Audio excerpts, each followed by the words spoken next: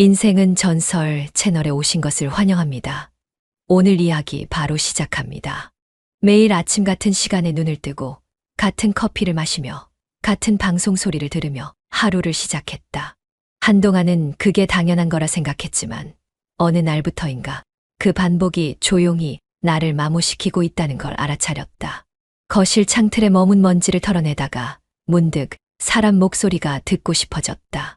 단순한 인사나 안부가 아닌 내 말에 반응하고 나를 기억해주는 누군가의 온기 말이다. 동네 아주머니가 등산동호회에 나가본 적 있냐고 물었을 땐 나는 망설이지 않았다. 한 번쯤 가보는 것도 좋지 뭐라며 가볍게 웃었지만 사실은 내가 먼저 그 제안을 기다리고 있었는지도 몰랐다. 나라는 사람이 누군가에게 끼어드는 게 민폐는 아닐까 늘 조심스러웠는데 그날은 그런 계산 없이 가방을 챙기고 운동화를 꺼내 신었다. 아직 뻣뻣한 등산복을 입고 지하철을 타고 약속 장소로 향하면서 나는 설렘보다 낯설음을 먼저 느꼈다. 오랜만에 마주하는 군중 속에서 나라는 존재가 어떤 얼굴을 하고 있는지 나조차도 잘 몰랐기 때문이다. 모여있는 사람들 중에서 선배를 처음 본 건 다들 인사를 주고받을 때였다. 그 사람은 말이 많지 않았고 누가 시켜서 웃는 것 같은 어색한 미소를 짓지 않았다. 자기소개 대신 목례를 하고는 옆 사람에게 조용히 물을 건네주는 모습이 오히려 더 인상 깊었다. 나중에 들은 바로는 혼자 지낸 지 꽤 됐다고 했고 아내는 오래전에 세상을 떴다 했다. 그런 말을 처음 들었을 때 나는 고개를 끄덕였고 별다른 감정을 드러내지 않으려 했었지만 사실은 마음 한쪽이 알 수 없이 묘하게 저려왔다. 처음 산을 오르던 날 나는 늘 대열에서 뒤처지기 일쑤였다. 발도 느리고 호흡도 가빠서 중간중간 쉬어야 했는데 그럴 때마다 선배는 꼭 내 옆에 있었다. 조금만 더 가면 덜 힘들어요. 그가 건넨 말은 짧았지만 말투는 조용했고 눈빛은 따뜻했다. 누군가가 나를 기다려주는 느낌, 그게 얼마나 오랜만이었는지 몰라서 나는 잠시 숨을 고르는 척하며 시선을 피했다. 원래 자주 오셨어요? 그가 묻자 나는 숨을 헐떡이며 대답했다. 아니요, 오늘이 처음이에요. 그리고 많이 후회 중이에요. 그는 웃지 않고 말했다. 첫날이 제일 힘들어요. 다음엔 괜찮을 겁니다. 말은 그랬지만 나는 그 다음이라는 게 있었으면 좋겠다고 생각하고 있었다.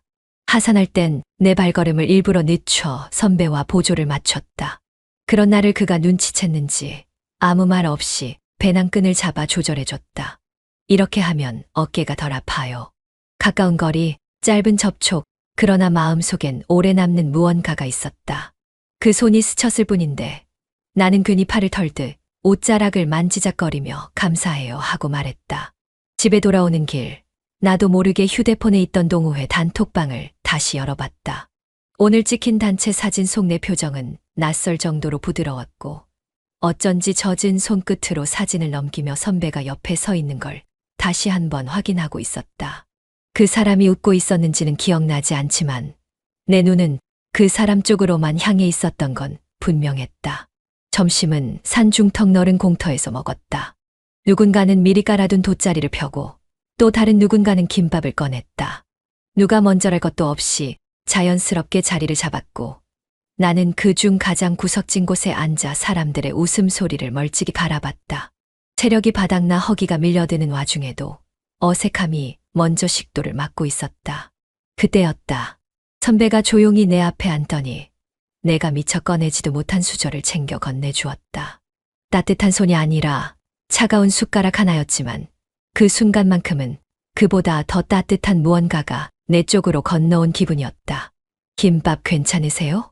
그의 목소리는 낮았고 되묻는 어투가 부드러웠다.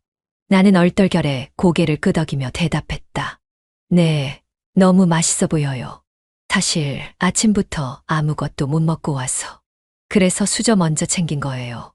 혹시나 힘 빠질까봐. 그의 말은 과하지 않았고 설명처럼 흘렀지만 나는 그 속에서 의도를 읽으려 했다.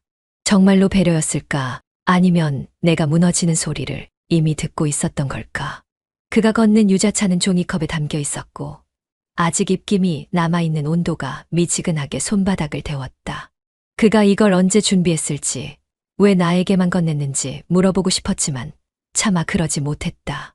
대신 마시려던 찻잔을 다시 무릎 위에 내려놓고 향만 오래 맡았다. 그렇게 몇 초를 묵히고 있었을 때 그가 조심스레 말했다. 어디 불편한 데 없어요? 처음 산타면 무릎이 뻐근해질 수도 있어서요. 그 말이 입에서 나온 순간 나는 유자차보다 훨씬 깊은 온기로 가슴께가 덮여지는 걸 느꼈다. 신체 어디가 아프냐는 질문이 왜 그렇게 마음을 흔드는지 모르겠다. 오랜 시간 동안 누구도 내 상태를 물어오지 않았다. 감기 기운이 있든 다리에 쥐가 나든 혼자 앓다 지나가는 게 일상이었는데 그 짧은 문장이 묘하게 오래 남았다. 나는 무릎을 토닥이며 말했다. 생각보다 괜찮아요. 아까 알려주신 스트레칭 덕분인가 봐요. 그는 고개를 끄덕이고 멀리서 사람들을 바라봤다. 그 시선의 끝엔 특별한 감정이 없었지만 그의 눈매가 부드럽게 접히는 걸 보고 있자니 괜히 심장이 불편하게 요동쳤다. 등산 좋아하시나 봐요? 내가 조심스럽게 물었다. 예전엔 혼자 다녔어요. 요즘은 같이 오를 사람이 있다는 게 좋네요. 그 말에 나는 웃으며 대답했다. 저는 오늘이 처음인데 덕분에 그렇게 나쁘진 않았어요. 처음이 중요하죠. 처음에 마음 열면 다음은 편하거든요. 마음이라는 단어가 생각보다 쉽게 그의 입에서 흘러나왔고 나는 그 단어 하나에 머물렀다. 내가 무언가를 열고 있다는 걸 혹시 그도 알고 있는 걸까? 내 말투가, 표정이, 눈빛이 그에게 감지되고 있다면 지금 이 상태를 뭐라고 설명해야 할까? 식사를 마치고 모두 일어설 때까지 우리는 묘하게 말이 많지도 적지도 않은 거리에서 머물렀다. 그는 나에게 선뜻 다가오지도 그렇다고 멀어지지도 않았다. 다만 내 수저를 챙겨줬고 유자차를 건넸으며 불편한 곳이 있냐는 말을 꺼냈다. 그 사소한 행동들이 하나씩 겹쳐지며 나는 오늘의 삶보다 그의 말투가 더 따뜻했다는 걸 기억하게 됐다. 집에 돌아오는 지하철 안에서 나는 창밖을 보며 생각했다. 내가 받은 그 말투들, 그 온기들은 산에서만 머물렀을까? 아니면 내 안 어딘가에서 지금도 조금씩 번지고 있는 걸까? 그날은 유난히 햇볕이 따가웠고 등산을 마친 몸은 땀에 젖은 채로 천천히 식어가고 있었다. 모임 사람들과 간단히 인사를 나눈 뒤 나는 선배와 조용히 뒤처졌다. 그가 괜히 시간을 끄는 건 아닌가 싶었지만 나도 굳이 서두르지 않았다. 뒤돌아보면 아무도 없었고 앞서가는 그 등 뒤가 마치 정해진 길을 따라가는 사람처럼 확신에 차 보였다. 그렇게 발걸음을 맞추며 걷다 보니 어느새 마을 끝자락에 자리한 작은 식당 앞에 도착해 있었다. 바랜 붉은 간판, 손글씨로 적힌 냉면 잘하는 집, 입구 옆 나무 의자에 걸린 낡은 앞치마까지. 생경하지만 이상하게 편안한 풍경이었다. 여기 예전에 자주 오던 곳이에요. 혼자 등산할 때면 꼭 들렀죠. 그가 그렇게 말하며 문을 열었고 나도 무심코 그 뒤를 따랐다. 실내는 생각보다 어두웠고 반찬 냄새가 진하게 배어 있었으며 구석방은 문 대신 두꺼운 커튼으로 가려져 있었다. 그가 자연스럽게 그 방으로 향하자 나는 한 박자 늦게 따라 들어갔다. 방 안엔 오래된 전기장판이 깔려 있었고 벽에는 아무것도 걸려 있지 않았다. 창문도 없고 바깥 풍경도 보이지 않는 공간이었지만 묘하게 안전해 보였다. 그가 먼저 자리를 잡았고 나는 문 쪽 가장자리에서 어색하게 무릎을 꿇었다. 시원한 거 드실래요? 막걸리도 한 병 괜찮죠? 그가 나를 쳐다보며 웃었고 나는 알겠다는 듯 고개를 끄덕였다. 말없이 잔을 채우고 식당 주인이 놓고 간 냉면과 부침개를 앞에 두고 우린 조용히 젓가락을 들었다. 몇 마디 일상적인 대화를 주고받았지만 눈빛은 음식보다 서로의 표정을 더 자주 훑고 있었다. 부침개 한 조각을 나눠 들던 그의 손이 내 손등에 살짝 닿았고 나는 고개를 숙인 채 아무렇지 않게 젓가락을 바꿔 쥐었다. 시간이 흐를수록 방 안의 공기는 조용히 밀도 높게 가라앉았다. 장판의 열기가 몸을 데우는지 아니면 그의 시선이 내 몸을 타고 도는 건지 알 수 없었다. 식사를 거의 마칠 무렵 그는 갑자기 내 손을 천천히 잡았다. 놀라기도 전에 그는 내 손을 살짝 감싸쥐고는 말했다. 조금만 더 있으면 안 돼요? 나는 대답하지 못했다. 그 물음이 단순히 식당에 좀 더 머무르자는 의미인지 아니면 지금의 이 분위기를 놓치고 싶지 않다는 뜻인지 너무 잘 알고 있었기 때문이다. 손을 빼려는 움직임도 그대로 머무르겠다는 의지도 내게는 없었다. 그저 그는 내 손을 놓지 않았고 나는 그 손을 외면하지 않았다. 혹시 불편해요? 아니요. 그냥 이게 좀 어색해서요. 그가 고개를 끄덕이며 내 손을 놓는 듯 했지만 대신 장판 위로 천천히 몸을 옮겨 앉았다. 나는 벽을 등지고 앉은 채 내 시선이 어디에 머물러야 할지 몰라 두 손을 허벅지 위에 올려놓았다. 그가 작은 이불을 꺼내 펴고 그 위에 한쪽 팔을 기대며 말했다. 사람들은 이런 순간을 언제 제일 그리워하게 될까요? 나는 그 말의 의도를 파악하려 애썼지만 결국 솔직하게 되묻고 말았다. 지금요? 아니면 나중에요? 그는 웃지 않고 조용히 말했다. 지금. 이 순간을 누군가랑 나눌 수 있는 게 얼마나 흔치 않은 건지 우리는 지나고 나서야 알잖아요. 그 말은 멈춰 있던 내 시선을 풀어버리는 실마리 같았고 나는 천천히 그가 앉아있는 쪽으로 몸을 틀었다. 아주 자연스럽게 마치 오래전부터 그렇게 있어 왔다는 듯 우리는 이불 위에 나란히 앉게 되었다. 말은 줄었지만 공기 중의 숨소리만은 서로를 따라왔다. 손이 스치고 팔이 맞닿고 머리가 기댄다.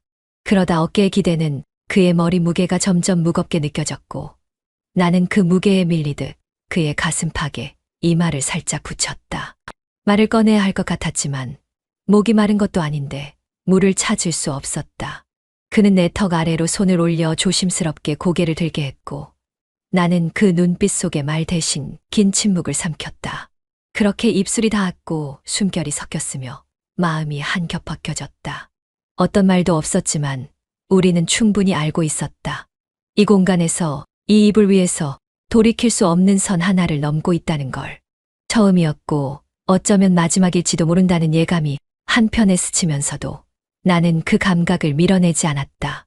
방을 나올 때 그는 내 손에 작은 물티슈 하나를 쥐어주었다. 화장 무너졌을까 봐요. 나는 그걸 받아들고 고개를 떨궜다. 그 순간 내가 누구였는지를 잠깐 잊었다. 다시 만난 건 그리 오래 지나지 않은 다음 모임이었다. 누군가는 부침개를 싸왔다 하고 누군가는 새 등산 스틱을 자랑하며 떠들어댔고 사람들은 각자의 텐션으로 움직이고 있었다. 나는 그 속에서 딱 절반만 웃었다. 무리 속엔 그가 있었고 그는 평소처럼 말수가 적었으며 특별히 나를 쳐다보지도 않았다. 오히려 그 무심한 태도가 더 조심스러워 보였고 그래서 더 이상하게 눈에 띄었다. 나도 처음엔 아무렇지 않게 굴려고 애썼다.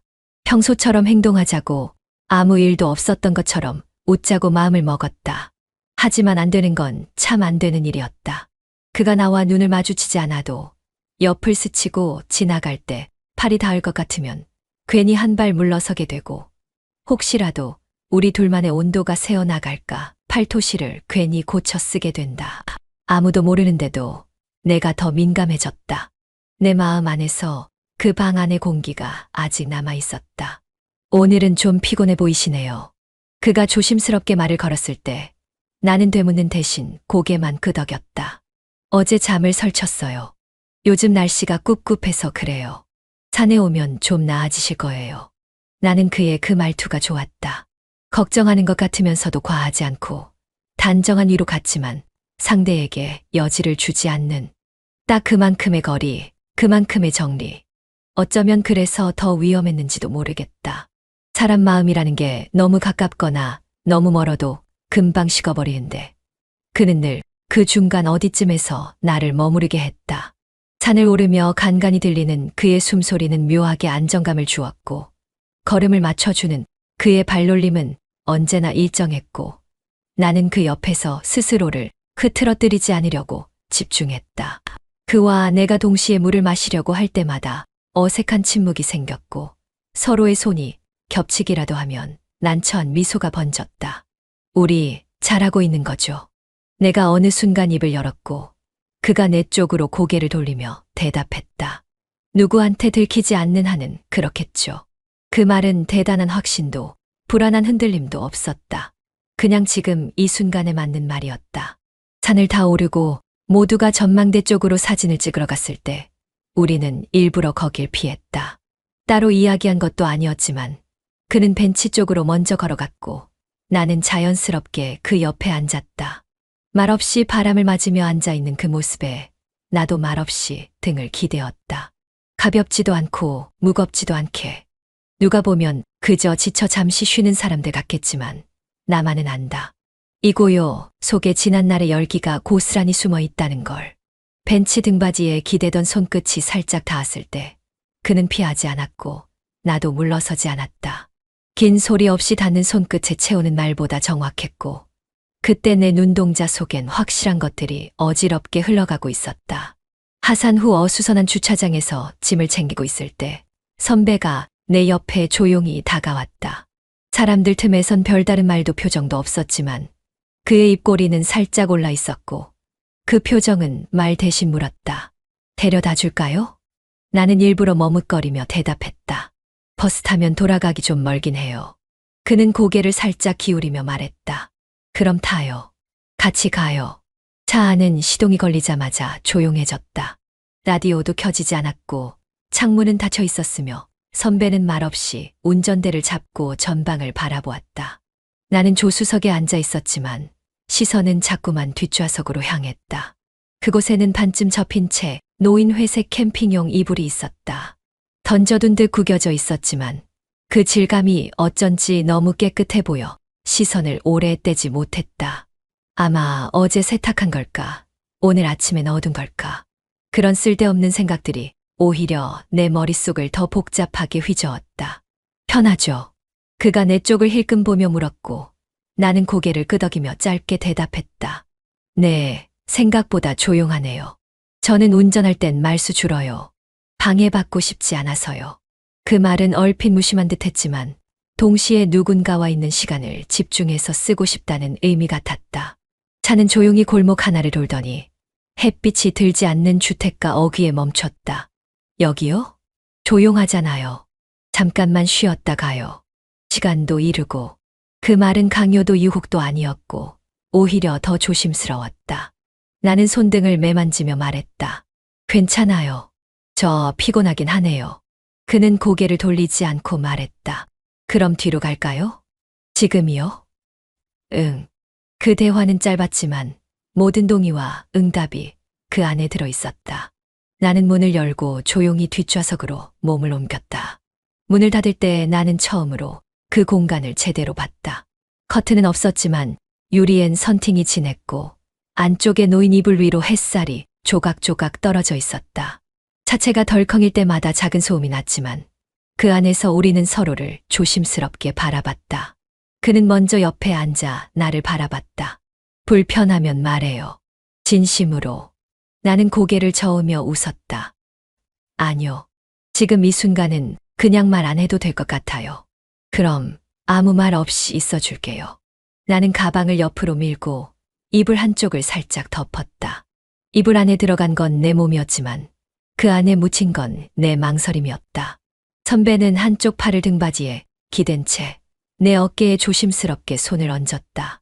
그의 손바닥은 뜨겁지도 차갑지도 않았고 그저 지금 여기라는 존재감을 조용히 눌러왔다. 숨이 조금 가빠졌고 나는 창밖을 한번 바라봤다. 사람 그림자는 없었고 새 한 마리도 날아가지 않았다. 그 침묵이 나를 더 깊이 안쪽으로 밀어넣었다. 그는 천천히 나의 팔을 따라 손을 내렸고 나는 숨을 들이쉬며 그의 시선을 받아냈다. 입맞춤은 자연스럽지 않았지만 거칠지도 않았다. 2번, 3번 반복될수록 익숙해졌고 나는 그 안에서 자꾸만 자신을 잃어갔다. 그날 우리는 아무 말도 하지 않았다. 뒷좌석이 그렇게 좁았던가 싶을 만큼 우리는 서로 가까이 다가갔고 이불은 천천히 흘러내렸다. 그 아래에 무슨 감정이 있었는지 나중에야 어렴풋이 알게 되었다. 그건 욕망이라기보다는 자신이 사람이라는 걸 느끼고 싶었던 갈망에 가까웠다. 시간이 얼마나 흘렀는지 모르겠다. 조용히 숨을 고르고 차 문을 여는 순간 햇빛이 다시 내 얼굴을 스쳤고 나는 본능적으로 거울을 찾았다. 머리를 정리하고 입술을 닦으며 나는 말없이 웃었다. 거울 속 내 눈동자는 낯설지 않았다. 오히려 이제야 익숙한 표정을 짓고 있는 것 같았다. 그가 마지막으로 건넨 말은 짧았다. 내일 모임 나오실 거죠? 나는 그 질문에 똑바로 대답하지 않고 그저 이렇게 말했다. 오늘은 고마웠어요. 그리고 집에 도착했을 때 나는 문을 열고 들어서며 스스로에게 물었다. 지금 이 순간이 끝이 아니라 시작이라면 나는 어디까지 갈 수 있을까? 샤워기에서 떨어지는 물줄기가 목덜미를 타고 흘러내릴 때 나는 아직 완전히 식지 않은 체온을 느꼈다. 그 따뜻함이 내 몸 어디에서 비롯된 것인지 모르는 척하려 했었지만 가슴께 어딘가에 뭉근히 남은 열감은 그날 오후의 한 장면을 정확히 떠올리게 했다. 물기를 닦고 수건을 두른 채 욕실 거울 앞에 섰을 때 김이 잔뜩 서린 거울 속에는 내 얼굴도 감정도 흐릿하게 퍼져 있었다. 무심코 손바닥으로 거울을 문지르자 한쪽에 흐릿한 입술 자국이 남아있는 게 보였다. 내가 닦아내지 않은 혹은 일부러 남겨둔 흔적. 그 자국은 그가 사준 립스틱이었다. 처음엔 너무 진하다 싶어 망설였던 색이었지만 그가 이 색은 당신 얼굴이 제일 잘 어울릴 것 같아요라며 건넸고 나는 그 말에 조금은 들떠 입술에 올렸다. 촉촉하고 무거운 질감, 지나치지 않게 짙은 색감. 내가 입어보지 않았던 색이 내 얼굴에서 낯설지 않게 어울리는 걸 거울을 통해 확인하던 그 순간이 떠올랐다. 정가운데까지 달았네. 나는 립스틱 뚜껑을 열고 말없이 입꼬리를 올렸다. 평소라면 화장을 지우고 침대에 누웠을 텐데 그날은 이상하게 입술에 남은 색조차 지우기 싫었다. 그건 단지 화장 이상의 의미를 가지고 있었다. 오늘 하루 동안 내가 얼마나 흔들렸는지, 얼마나 그 사람에게 마음을 열어버렸는지를 보여준 지표 같았다. 침실로 들어가 립스틱을 조심히 화장대 위에 올려두면서도 자꾸만 손끝이 그것을 쓰다듬게 됐다. 그가 건넸던 순간, 그걸 처음 바르고 그의 눈빛을 받았던 장면, 그리고 입술이 닿을 때마다 더 깊어지던 감정들. 그 모든 것이 이 짧은 화장품 하나에 눌러 담긴 듯했다. 휴대폰 알림이 한 번 울렸다. 그는 아니었다. 단톡방에서 누군가 이번 주말엔 비 안 온대요라며 메시지를 남긴 것뿐이었다. 아무 일도 아닌데도 나는 괜히 심장이 철렁했다. 그가 보낸 건 아니라는 안도와 동시에 그조차 기대하고 있었다는 사실에 스스로 놀랐다. 거울 앞에 다시 섰다. 내 얼굴엔 화장기 대신 미묘한 기색이 번져 있었다. 입꼬리는 평소보다 살짝 올라 있었고 눈동자는 어딘지 촉촉해 보였다. 나는 거울을 바라보며 말했다. 오늘은 지우지 말자. 그래도 돼. 그 말은 누구에게 들려주려 한 것도 아니었고 내 마음의 균형을 맞추기 위한 주문 같은 것이었다. 욕실 문을 닫기 전 다시 한번 거울을 닦았다. 입술 자국은 사라졌지만 나는 그 흔적이 남아있던 자리를 오래 바라봤다. 그건 사랑이었을까? 욕망이었을까? 아니면 그냥 누군가에게 여자로 보이고 싶었던 내 오랜 외로움의 결과였을까? 이불을 덮으며 누웠을 때도 입술은 아직 물든 채였다. 내가 그를 떠올리고 있다는 걸 내 몸은 이미 알고 있었다. 그리고 이 감정이 더 이상 돌이킬 수 없다는 사실도. 평일 오전 사람들의 출근 물결과는 반대로 우리는 산을 올랐다. 누구도 눈치챌 수 없는 시간, 정식 일정이 아닌 날. 누가 먼저 말하지 않아도 자연스럽게 정해진 흐름처럼 짧은 메시지 하나면 충분했다. 오늘 괜찮으세요? 그 한 문장만으로 나는 운동화 끈을 조여맸고 물병을 가방에 넣었고 거울 앞에서 립스틱을 다시 눌러 발랐다. 등살로엔 가을의 끝자락 같은 낙엽이 가득 깔려 있었고 공기는 서늘했으며 우리 사이의 말은 적었지만 묘하게 리듬이 맞았다. 나무십 사이로 비치는 빛보다 더 눈에 밟히는 건 그의 팔뚝과 내 손등 사이의 거리였다. 몸이 가까워질수록 말은 줄었고 말이 줄수록 심장은 더 바쁘게 뛰었다.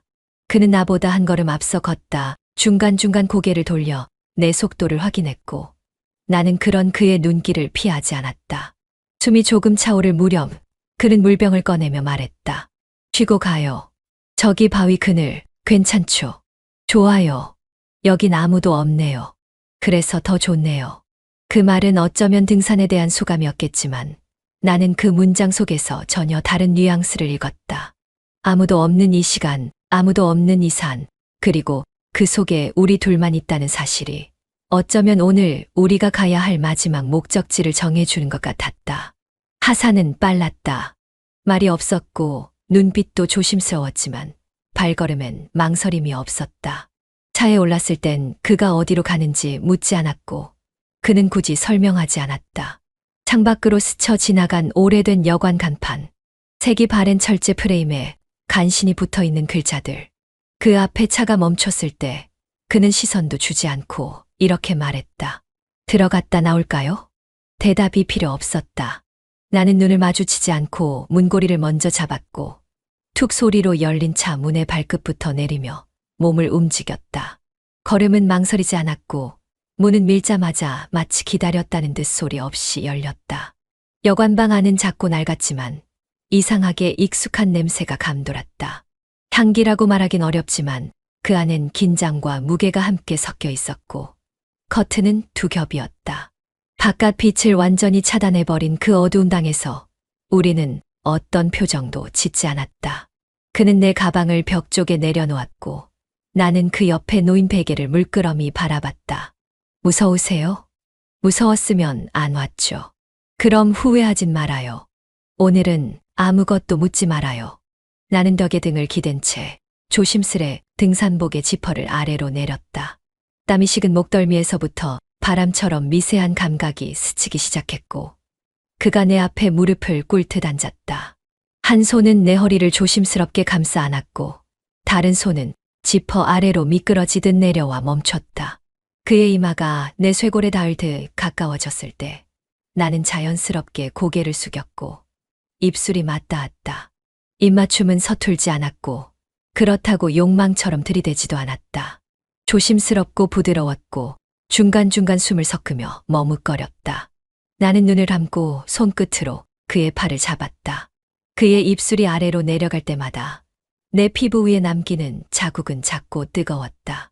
턱 아래를 지나 목선을 타고 땀 한 방울 맺히지 않은 그 자리에 입술이 오래 머물렀다. 나는 손끝으로 그의 등을 더 끌어안았고 그 순간 무너지는 느낌이 전신을 덮었다. 어떤 말도 나오지 않았고 어떤 해명도 필요하지 않았다. 그저 이 순간이 우리가 얼마나 목말라 있었는지를 증명해 주는 것 같았다. 이불 아래의 공기는 뜨거웠고 숨이 서로의 가슴께에 걸려 천천히 오르내렸다. 겹쳐진 숨결 사이 나는 그의 눈을 바라보지 않았다. 보기만 해도 들킬 것 같아서.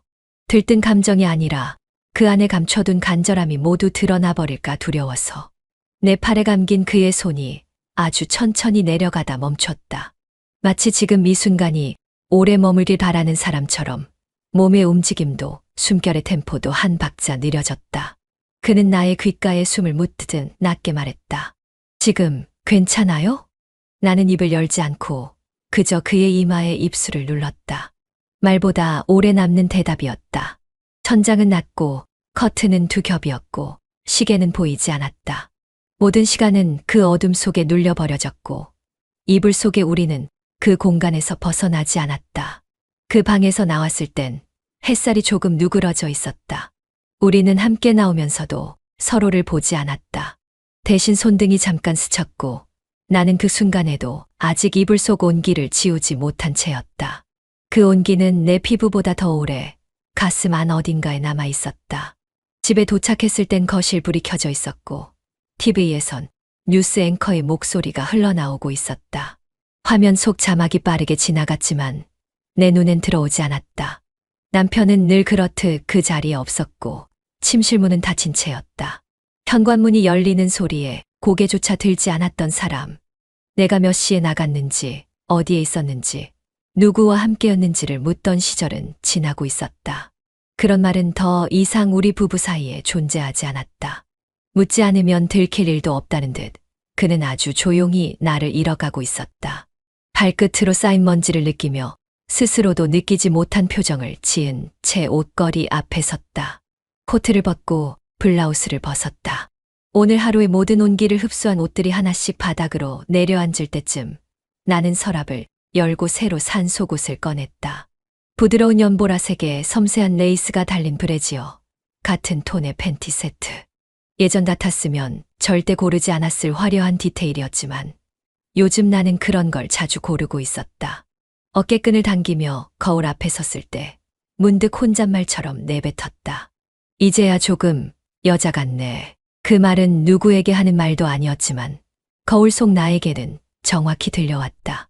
광 대표의 윤곽보다는 허리선의 굴곡을 더 오래 들여다보게 되고 화장기 없는 얼굴보단 발끝으로 떨어지는 시선의 방향이 중요하게 느껴졌다. 나는 천천히 돌아서서 등을 보았다. 그리고 엉덩이의 실루엣을 확인하며 한 손으로 허리춤을 쓸어내렸다. 예쁘다기보다는 생경하고 낯선 감정이었다. 스스로의 뒷모습에 몰입하게 되는 이 기분이 처음엔 부끄러웠지만 이젠 익숙해지고 있었다. 그날 산 립스틱도 거울 앞 화장대에 올려져 있었다. 아직 한두 번밖에 쓰지 않았는데 벌써 정이 든 색이었다. 그는 이런 색이 어울릴 거라고 했고 나는 그 말을 믿었다. 내가 좋아서 고른 것이 아니라 그가 좋아해 줄 것 같아서 골랐던 작은 용기 하나. 샤워를 하고 나와 젖은 머리를 말리지 않은 채로 거실에 잠시 나갔을 때도 남편은 여전히 같은 자세로 앉아 있었다. 그는 채널을 돌리며 말했다. 오늘도 산에 다녀왔어. 응. 조용하고 좋아. 몸은 괜찮고. 응. 별일 없었어. 그 대화엔 관심도, 감정도, 질투도 없었다. 어떤 감정도 없는 문답 속에서 나는 잠시 머뭇거리다 거실을 지나쳤다. 남편은 내 뒷모습에 시선을 주지 않았고 나는 그런 그의 무관심에 어떤 해방감을 느끼기 시작했다. 이제 나는 그에게 들키고 싶은 사람이 아니었다. 거울 앞에 다시 섰을 때 속옷끈을 고쳐 매며 나는 나를 더 오래 들여다봤다. 허리를 돌려 등선을 살피고 발끝에 힘을 주며 어깨를 한껏 내렸다. 그렇게 바라본 나의 모습은 누군가의 아내라는 호칭보다 한 사람의 여자에 더 가까워 보였다.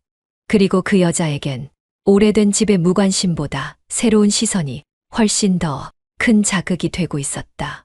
남편은 요즘 이상할 정도로 다정했다.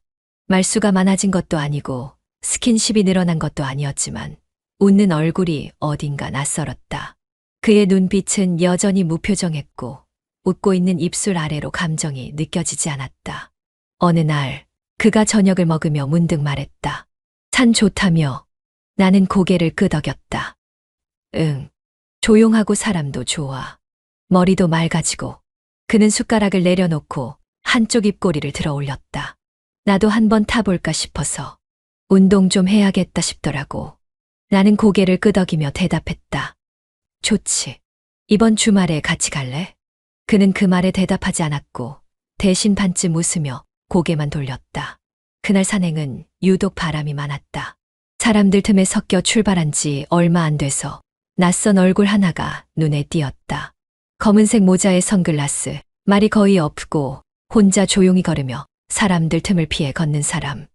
나는 그냥 새로 들어온 회원이랬거니 하고 대수롭지 않게 넘겼다.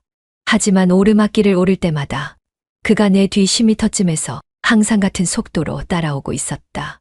우연이라고 생각하기엔 움직임이 너무 일정했고 내가 쉬면 그도 쉬었으며 내가 물을 꺼내면 시선을 피하지 않고 그대로 응시했다. 가끔 선배와 나란히 걸을 때 내가 귓속말로 무언가를 말하기라도 하면 그는 핸드폰을 만지작거리고 있었다. 처음에는 우연이라 여겼고 나중엔 이상하다고 생각했지만 그래도 그의 정체에 대해서는 별다른 의심을 하지 않았다. 단지 좀 유별난 신입일 뿐이라고. 산을 다 내려왔을 때 선배가 내 옆에서 조용히 물었다. 너 아는 사람이야? 방금 우리 뒤에서 사진 찍던 사람. 나는 그 말에 웃으며 고개를 저었다. 아니요. 잘 몰라요. 오늘 처음 보는 분 같던데요. 그 말은 사실이었다. 난 정말 그를 몰랐다. 그리고 그게 문제였다. 우리는 늘 그랬듯 산에서 내려와 조용한 골목으로 향했다. 아무도 관심 두지 않는 낡은 간판 아래 그 여관. 서로 말을 아끼며 이불을 덮었다. 아무 일도 없다는 듯 행동하면서도 서로의 체온만큼은 진심을 닮아 있었다. 우리는 커튼을 치고 커피를 내리고 시간을 흘려보냈고 그 방 안은 마치 외부와 단절된 무중력처럼 고요했다. 하지만 그 시간 동안 또 다른 차 한 대가 여관 주차장에 조용히 세워져 있었다. 블랙박스는 녹화 중이었고 조수석에는 광각 카메라가 장착돼 있었다. 선글라스를 쓴 채 움직임 없이 앉아있던 그는 2시간 후에야 천천히 시동을 걸었다. 그리고 그날 밤 남편의 핸드폰엔 무음으로 알림 하나가 도착했다. 영상 전송 완료. 그는 휴대폰을 손에 쥐고 아무 말 없이 화면을 응시했다. 플레이 버튼은 눌리지 않았고 대신 깊은 숨만이 천천히 새어나왔다. 그 숨결 속에서 무너진 건 영상이 아니라 남은 희망이었다. 그날 저녁 주방엔 김이 피어오르지도 않았고 라디오도 꺼져 있었다. 밥솥 뚜껑을 열자 퍼지는 김조차 적막하게 느껴졌고 반찬을 덜어내는 손끝마저 힘이 들어가지 않았다. 식탁 위에 찬을 올려놓고 숟가락을 가지런히 놓은 후 나는 천천히 맞은편에 앉았다. 남편은 이미 자리를 잡고 밥을 먹고 있었다. 국을 천천히 떠서 입에 넣고 반찬 하나를 집어삼키며 무표정하게 식사를 이어가고 있었다. 그 모든 동작이 자연스러웠고 동시에 지나치게 조용했다. 나는 물컵을 들고 한 모금 입술을 적셨다. 찰나 남편이 숟가락을 내려놓았다. 무엇인가 꺼내드는 기척이 들렸고 나는 자연스럽게 시선을 따라갔다. 그가 식탁 중앙에 조용히 올려놓은 건 한 장의 사진이었다. 모서리가 살짝 구겨졌고 인화된 종이 특유의 반질거림이 형광등 아래서 미세하게 빛났다. 나는 본능적으로 손을 멈췄고 눈이 그 사진에 꽂히는 순간 숨이 턱 막혔다. 사진 속엔 내가 있었다. 낡은 여관 간판 앞 선배와 함께 문을 나서며 웃고 있는 나. 햇빛이 살짝 얼굴을 감싸고 있었고 입꼬리는 분명히 올라가 있었다. 어디서 찍힌 건지 언제 찍힌 건지 나는 그날의 공기를 그대로 떠올릴 수 있었다. 입술 끝이 떨렸고 물컵을 든 손이 식탁 위로 덜컥 떨어졌다. 컵이 부딪히며 물방울이 튀었고 사진의 한쪽 귀퉁이가 젖었다. 남편은 아무 말도 하지 않았다. 그저 국을 한 숟갈 더 떠올리며 평소처럼 천천히 입에 넣었다. 표정은 여전히 무심했고 눈은 사진을 쳐다보지 않았다. 나는 숨을 들이마시며 겨우 한마디를 짜냈다. 이거 어디서? 남편은 고개를 들지 않고 조용히 대답했다. 내가 아니라고 하면 내가 잘못 본 거겠지. 그 한 문장은 칼날처럼 식탁 위에 놓였다. 나는 대답하지 못했다. 말할 틈도 변명할 공간도 없었다. 식탁 위엔 아직 밥 한 공기가 그대로 남아 있었고 김이 이미 다 식은 국에서 고기 조각 하나가 부유하고 있었다. 남편은 숟가락을 내려놓지 않았다. 다만 말 대신 국을 젓는 소리가 유일한 대화처럼 식탁 위를 맴돌았다.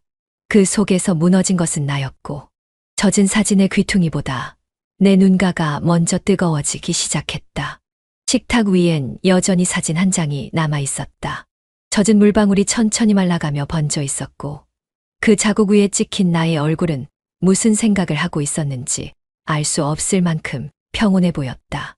나는 몸을 움직이지 못한 채 멍하니 그 사진을 바라봤고 심장은 이미 가슴께를 벗어나 허공을 부유하는 느낌이었다. 남편은 그동안 말없이 국을 휘저으며 시간을 견디고 있었다. 아무런 감정도 담기지 않은 손놀림과 식어가는 반찬들. 내가 물컵을 다시 들었을 때 그는 조용히 국자를 내려놓았다. 그리고 고개를 들었다. 지금 내 입으로 말해봐. 이게 뭔지. 그 말은 무겁지도 가볍지도 않았다. 마치 이미 모든 걸 알고 있고 그걸 내 입으로 확인만 하겠다는 듯한 어조. 나는 입술을 달싹였지만 아무 말도 나올 수 없었다. 눈을 마주치지 못한 채 시선을 피하고 물컵에 입만 대며 시간을 버텼다. 그는 한숨도 웃음도 섞지 않은 표정으로 조용히 자리에서 일어났다.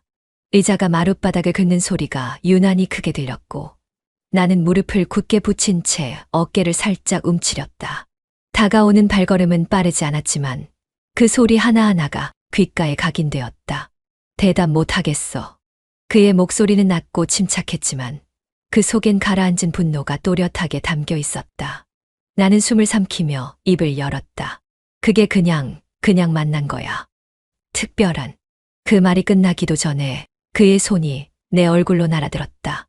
뺨에 닿은 손바닥은 뜨거웠고 내 고개는 의자 옆으로 꺾였다.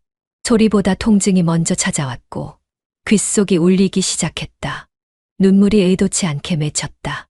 아파서가 아니라 그 한 대로 지금까지 모든 거짓이 낱낱이 드러났기 때문에 그는 나를 내려다보며 또박또박 말했다. 내가 그 입으로 사랑을 말했었지. 그 입으로 나한테 나 없으면 못 산다 했었잖아. 나는 입을 꾹 다물고 고개를 들지 못했다. 말을 꺼내면 어떤 거짓말도 지금 이 정적을 뚫지 못할 것 같았다. 그는 한 걸음 물러섰고 식탁 위의 사진을 한 번 더 바라보았다. 그제야 그의 눈에서 감정이 느껴졌다. 화도 분노도 아니었다. 그건 실망 혹은 스스로를 향한 자책. 그런 눈빛이었다. 그는 조용히 말했다. 널 믿은 내가 잘못이었어. 그 말 한마디가 정적보다 더 날카롭게 가슴을 찔렀다. 나는 그의 뒷모습을 붙잡지 않았다. 그도 나를 다시 쳐다보지 않았다. 옷장은 반쯤 비워져 있었다. 남은 옷들을 꺼낼 때마다 옷걸이끼리 부딪히는 소리가 방 안에 가볍게 울렸다. 나는 옷 하나하나를 접으며 천천히 가방에 넣었고 손끝은 무의식적으로 셔츠에 주름을 펴고 있었다. 속옷은 조심스럽게 다른 봉투에 담았고 화장대 서랍 속 립스틱과 향수는 몇 초간 손에 들렸다가 결국 넣지 않았다. 그 냄새는 이제 이 집과 어울리지 않았고 이 집은 더 이상 내가 있어야 할 공간이 아니었다. 바닥에 무릎을 꿇고 가방을 정리하던 내게 현관 쪽에서 발소리가 들려왔다. 낮고 일정한 소리, 익숙한 신발의 굽이 나무 바닥을 누르듯 밟고 있었다. 남편은 문 앞에서 멈췄다. 들어오지 않고 그냥 문턱 너머에서 말했다. 넌 이제 내 집에 있을 자격이 없다. 그 말은 칼날 같았다. 크지 않은 목소리였지만 식탁 위에 올려졌던 사진보다 훨씬 무겁고 분명했다. 나는 아무 대꾸도 하지 않았다. 바로 앞에 반팔 티셔츠를 접던 손동작을 멈추지 않은 채 그냥 그대로 가방 안에 밀어 넣었다. 무슨 말을 할 수 있을까? 나는 이미 할 말도 설명도 그리고 정리도 끝내버린 사람이었다. 그가 다시 말했다. 할 말 없어. 그 말엔 어느 정도 기대가 섞여 있었다.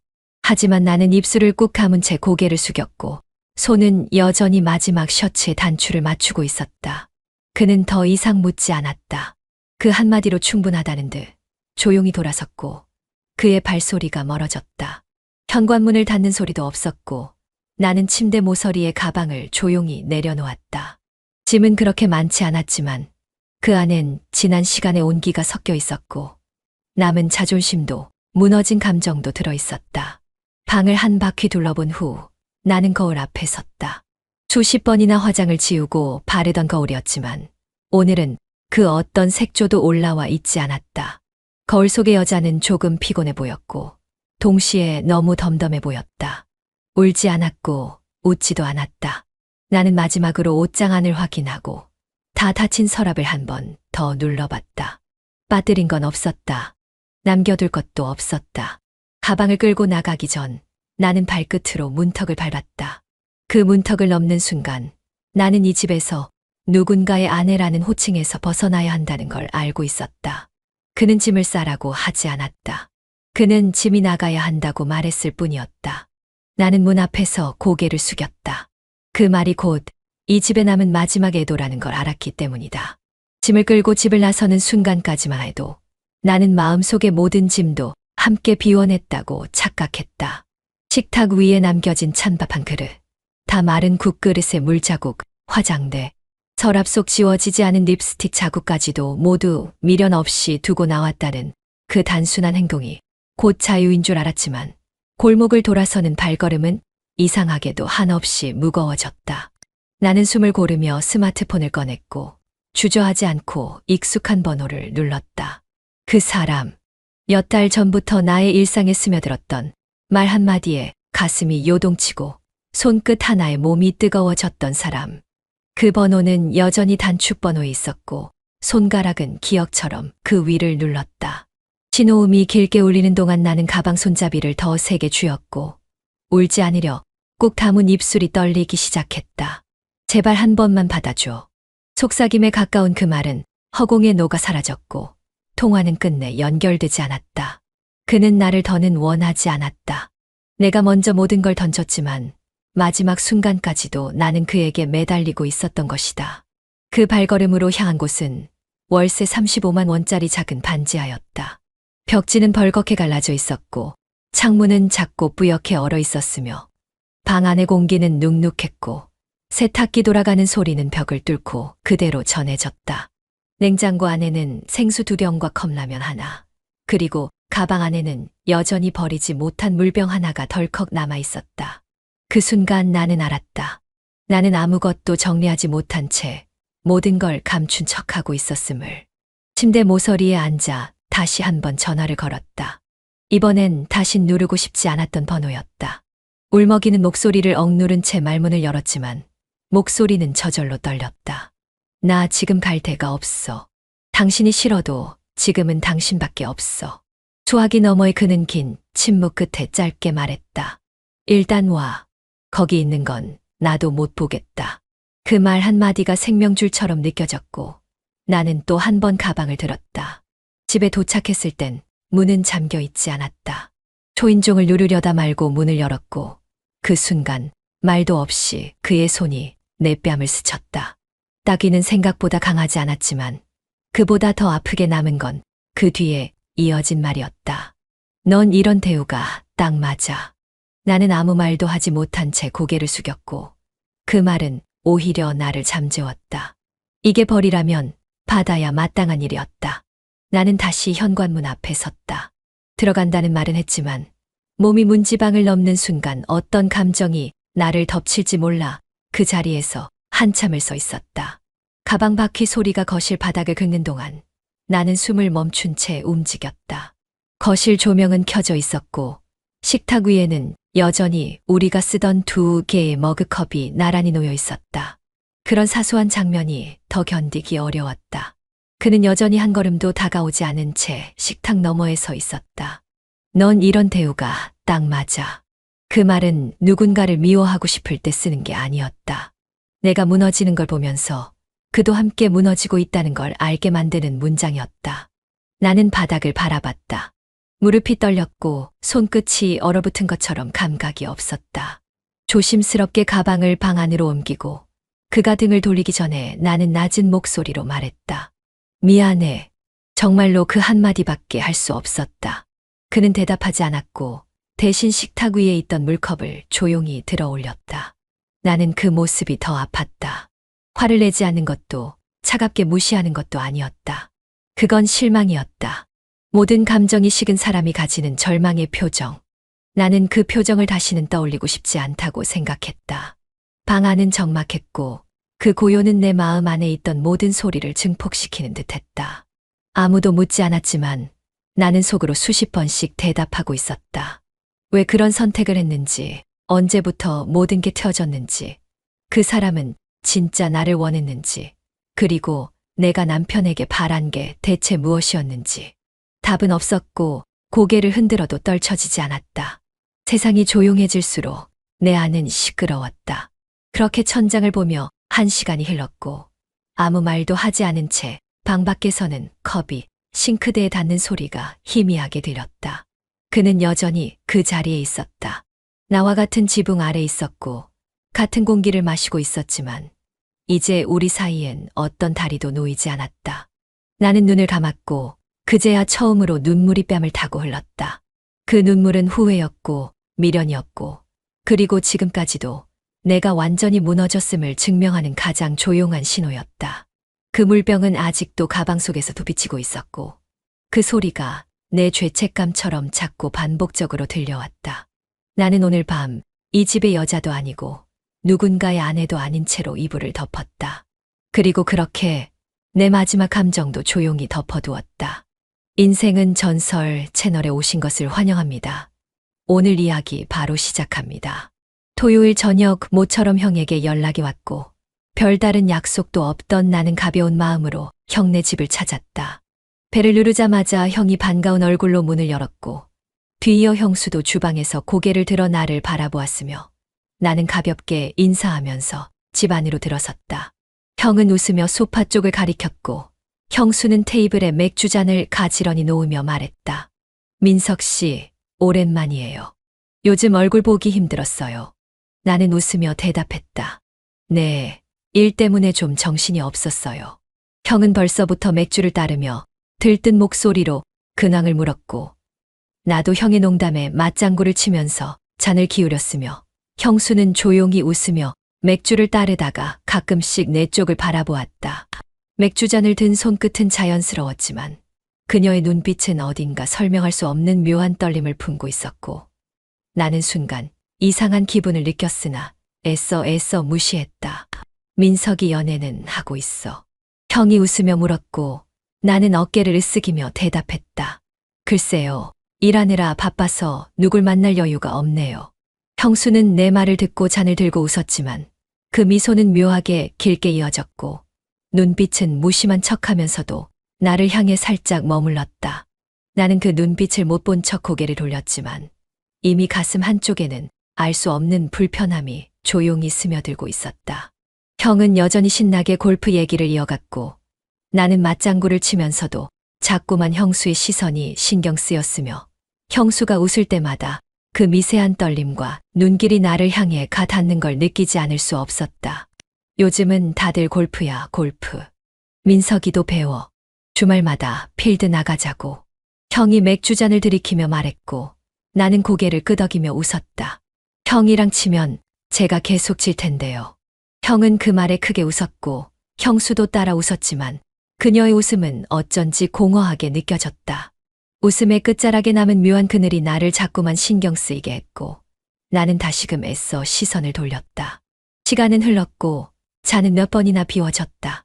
형은 화장실을 다녀오겠다며 자리를 떴고 거실에는 나와 형수만 남았다.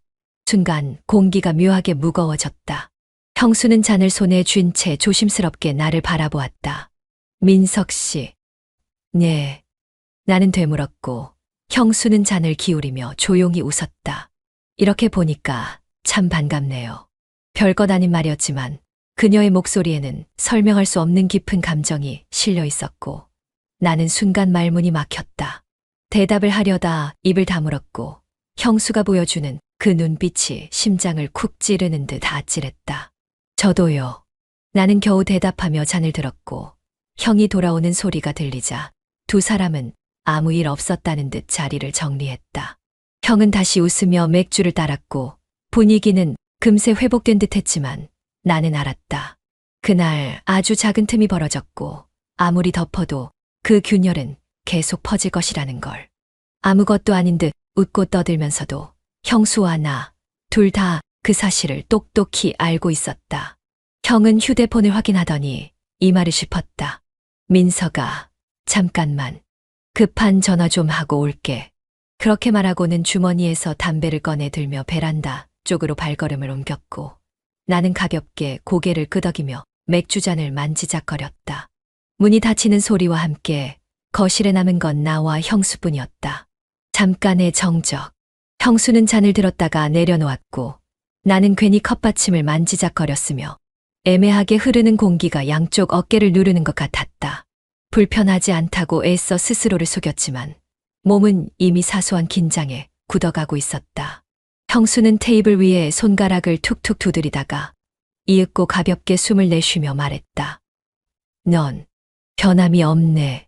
목소리는 낮았고 의도한 건 아닌 듯 툭 튀어나온 말이었지만 나는 그 한마디에 순간적으로 등을 곧게 폈다. 웃으며 받아쳐야겠다고 생각했지만 생각보다 쉽게 말이 나오지 않았다. 좋게 보면 꾸준한 거고 나쁘게 보면 변할 줄 모르는 거죠. 나는 억지로 웃으며 잔을 들었고 맥주를 한 모금 삼키면서 가슴 한편이 이상하게 울렸다. 형수는 잔을 손에 쥔 채 가만히 나를 바라보았다.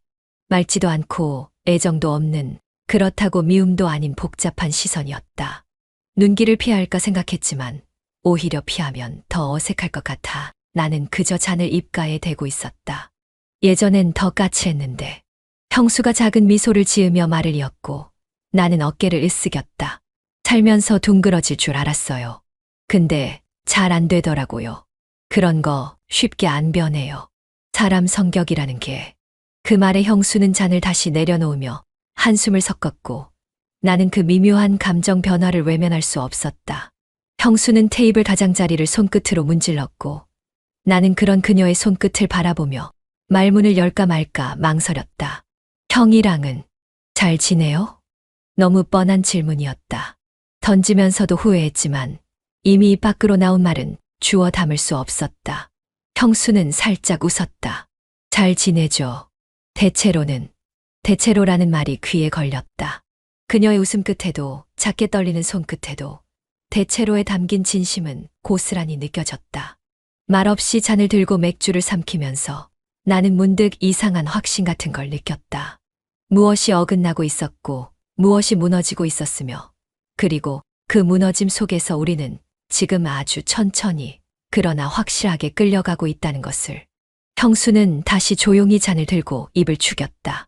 맥주가 입술을 타고 부드럽게 흘러내렸고 그 순간 형수의 눈빛이 아주 잠깐 흔들렸다. 나는 그 떨림을 놓치지 않았고 심장이 조용히 요동치는 소리를 들었다. 형의 웃음소리가 베란다 쪽에서 들려왔고 우리는 동시에 고개를 돌렸다. 마치 아무 일도 없었던 사람들처럼 자연스럽게, 무심하게. 형수는 웃는 척하며 잔을 내려놓았고 나도 웃으며 소매를 정리했다. 그러나 숨기려 해도 숨길 수 없는 공기가 남아 있었다. 아무 말도 하지 않았지만 서로의 침묵 속에 퍼지는 진동은 너무 명확했다. 형은 환한 얼굴로 다시 들어왔고 잔을 들고 내게 물었다. 너랑 형수랑 무슨 수다 떨었냐? 둘이 분위기가 좋은데. 나는 웃으며 고개를 저었고 형수는 조용히 웃었다. 아무 일도 없었다. 그렇지만 우리는 알고 있었다. 벌써 균열은 시작됐다는 걸. 나는 괜히 핸드폰을 들여다보는 척했다. 대수롭지 않은 얼굴로 화면을 스크롤했고 마치 아무 일도 없다는 듯 짧은 한숨을 흘리며 잔에 남은 맥주를 기울였지만 손끝은 미세하게 떨리고 있었다.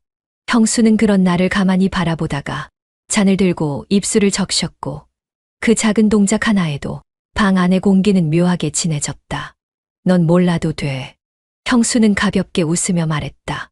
아무렇지 않게 던진 것처럼 들렸지만 그 말이 가슴 한가운데를 정통으로 파고들었고 나는 모르는 척, 들리지 않은 척 다시 핸드폰 화면을 쓸어 넘겼다. 그러나 머릿속은 온통 그녀의 한마디로 뒤덮여 있었다. 몰라도 된다고. 대체 뭘, 왜, 아무리 생각해도 대수롭지 않게 넘길 수 없는 말이었다. 형은 여전히 아무것도 모른 채 들떠 있었고 맥주를 따라주며 농담을 던졌지만 나는 그 농담을 제대로 듣지도 못한 채 형수의 쪽을 흘끔흘끔 살폈다.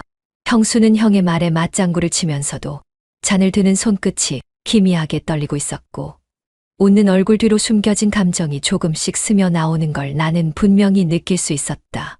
요즘은 진짜 바쁘다. 바빠. 아내 덕분에 살지 뭐. 형은 웃으며 말했다. 나도 그래. 형수는 짧게 대답하며 웃었다. 그러나 그 웃음은 아까와 달랐다. 가벼운 농담처럼 들렸지만 어딘가 텅 비어 있었고 형만 모르는 무언가가 우리 둘 사이를 가득 채우고 있었다. 나는 잔을 들어 올렸다가 멈칫했다. 손끝에 닿는 유리컵의 차가움이 뇌까지 얼리는 것 같았지만 그래도 아무렇지 않은 척 웃으며 잔을 들었고 억지로 분위기에 맞춰 농담을 던지려 했다. 형수님 덕분이면 형도 이제 고마운 줄 알아야죠. 형은 깔깔 웃으며 맞장구 쳤고 형수도 따라 웃었지만 내 시선은 형수가 아닌 그녀의 눈빛을 향했다. 웃음의 끝자락, 아주 미세하게 떨리는 입술과 고개를 살짝 떨구는 그 순간을 나는 절대 놓치지 않았다. 넌 몰라도 돼. 그 말이 머릿속을 맴돌았다. 무슨 의미였을까? 왜 그런 표정으로, 왜 그런 목소리로 그 말을 했을까? 나는 알 것 같기도 하고 모르는 척하고 싶기도 했다. 알고 나면 되돌릴 수 없을 것 같았고 모른 척하면 또 다시 이 밤을 견딜 수 없을 것 같았다. 형이 잠시 자리를 비운 사이 형수는 조용히 내 옆에 잔을 내려놓았다. 잔이 테이블에 닿는 소리가 유난히 크게 울렸고 나는 저도 모르게 몸을 굳혔다. 민석 씨. 형수는 낮게 내 이름을 불렀다. 네. 나는 가볍게 대답했지만 목소리가 평소보다 조금 더 떨렸다. 형수는 망설이다가 말했다. 가끔은 그냥 모르는 척하는 게 더 나은 거예요. 그 말에 나는 가슴이 철렁 내려앉았다. 무슨 말인지 설명하지 않았지만 굳이 설명하지 않아도 알 수 있었다. 그녀가 숨기고 있는 마음, 그리고 나 역시 모르는 척 해왔던 감정. 이 모든 걸 덮고 넘어가야만 한다는 절박한 간절함이 담겨 있었다. 나는 억지로 웃으며 말했다. 저 눈치 없는 편이라 괜찮아요. 그러길 바랄게요. 형수가 마지막으로 그렇게 말했을 때 나는 고개를 돌려 그녀를 바라보았다. 그리고 그 순간 우리 둘 사이에 교차한 눈빛은 모든 걸 말해주고 있었다. 아무리 모른 척해도, 아무리 웃으며 넘어가도 이미 깨진 유리는 다시 붙지 않는다는 것을. 형이 다시 돌아왔고 형수는 아무 일 없다는 듯 웃으며 자리를 정리했다. 나는 잔을 들며 웃었고 형은 소파에 푹 파묻히며 농담을 이어갔다. 겉으로는 아무렇지 않은 풍경이었지만 내 가슴 속에는 파도가 일렁였다. 그리고 알았다. 애써 외면한다고 해서 이 감정이 사라지는 건 아니라는 걸. 형은 또 한 번 휴대폰을 들고 나갔고 이번에는 아예 현관 쪽으로 사라졌다. 거실 안은 조용했고 소파에 둘만 남은 우리는 말없이 잔을 바라보았다. 형수가 먼저 잔을 들었고 나는 머뭇거리다가 뒤따라 들었으며 잔을 기울이는 순간 작은 부딪힘 소리가 묘하게 귀를 간지렸다. 마셔요, 민석 씨. 아직 멀었잖아요. 형수는 부드럽게 웃으며 잔을 흔들었고 나는 애써 미소 지으며 잔을 맞댔다. 맥주는 입안에 차올랐지만 씁쓸한 맛은 목을 넘기지 않고 어딘가에 걸린 채 내려가지 않았다. 괜찮아요. 오늘은 기분 좋은 날이니까. 나는 무심한 척 대답했지만 손끝에 닿는 유리컵의 차가움은 자꾸만 현실감을 끌어올렸고 눈길을 맞춘 형수는 작은 한숨을 섞으며 다시 잔을 비웠다. 형수는 한 손으로 잔을 돌리며 가볍게 말했다. 민석 씨, 생각보다 변한 게 없네요. 좋게 말하면 변함없고 나쁘게 말하면 고집이죠. 나는 장난스럽게 받아쳤고 형수는 고개를 살짝 기울이며 웃었다. 그런데 그 웃음 끝에 스며드는 감정은 어쩐지 설명할 수 없는 깊은 것이었고 나는 자꾸만 눈을 피하고 싶어졌다. 형수가 잔을 탁자에 내려놓으며 가볍게 손가락으로 두드렸고 그 규칙적인 소리는 조용한 거실을 채우는 유일한 소리였다. 나는 괜히 잔을 들고 맥주를 마셨지만 이미 취기가 오를 대로 오른 형수는 내 눈을 똑바로 바라봤다. 민석 씨, 알고 있죠? 뭐려? 나는 순간 당황했지만 최대한 태연하게 대답했다. 그냥요. 아는 것처럼 굴지 말아요. 형수는 고개를 끄덕이며 다시 한 모금 삼켰고 입가에 맺힌 맥주 거품을 무심코 손등으로 닦아냈다. 나는 그 장면을 똑똑히 봤지만 아무 말도 하지 않았다. 도망치듯 눈을 돌렸고 형수가 웃으며 덧붙였다. 민석 씨는 착해서 다행이에요. 착하다는 말이 왜 이렇게 무겁게 들리는 걸까? 나는 괜히 웃어 보였지만 마음은 점점 깊은 수렁으로 빠져드는 기분이었다. 형수가 잔을 다시 들었고 이번에는 나를 뚫어지게 바라보다가 천천히 입을 열었다. 오늘만 봐줄게요. 그 한마디는 가볍지도 장난스럽지도 않았다. 오히려 너무 진지해서 심장이 멎을 뻔했다. 나는 손에 쥔 잔을 내려놓으려다 멈칫했고 손끝에 힘이 잔뜩 들어갔다. 순간 공기가 무겁게 가라앉았고 서로의 숨소리조차 선명하게 들릴 정도로 공간이 좁혀졌다. 형수님, 무슨 말씀이세요? 나는 웃는 척 물었지만 목소리는 눈에 띄게 떨렸다. 형수는 눈을 깜빡이며 고개를 저었다. 아무것도 아니에요. 그냥 오늘은 민석 씨가 좋네요. 가볍게 던진 말 같았지만 그 안에는 숱한 감정이 뒤섞여 있었고 나는 알았다. 이 대화를 더 이어가면 안 된다는 걸. 그러나 몸은 쉽게 말을 듣지 않았다. 나는 애써 시선을 돌렸고 형수는 천천히 잔을 내려놓았다. 형이 돌아올 기미는 보이지 않았다. 복도 너머로 들려오는 말소리는 점점 멀어져만 갔다. 나는 그 틈을 기회 삼아 마음을 다잡으려 했지만 형수는 다시 입을 열었다. 민석 씨, 이럴 때 있잖아요.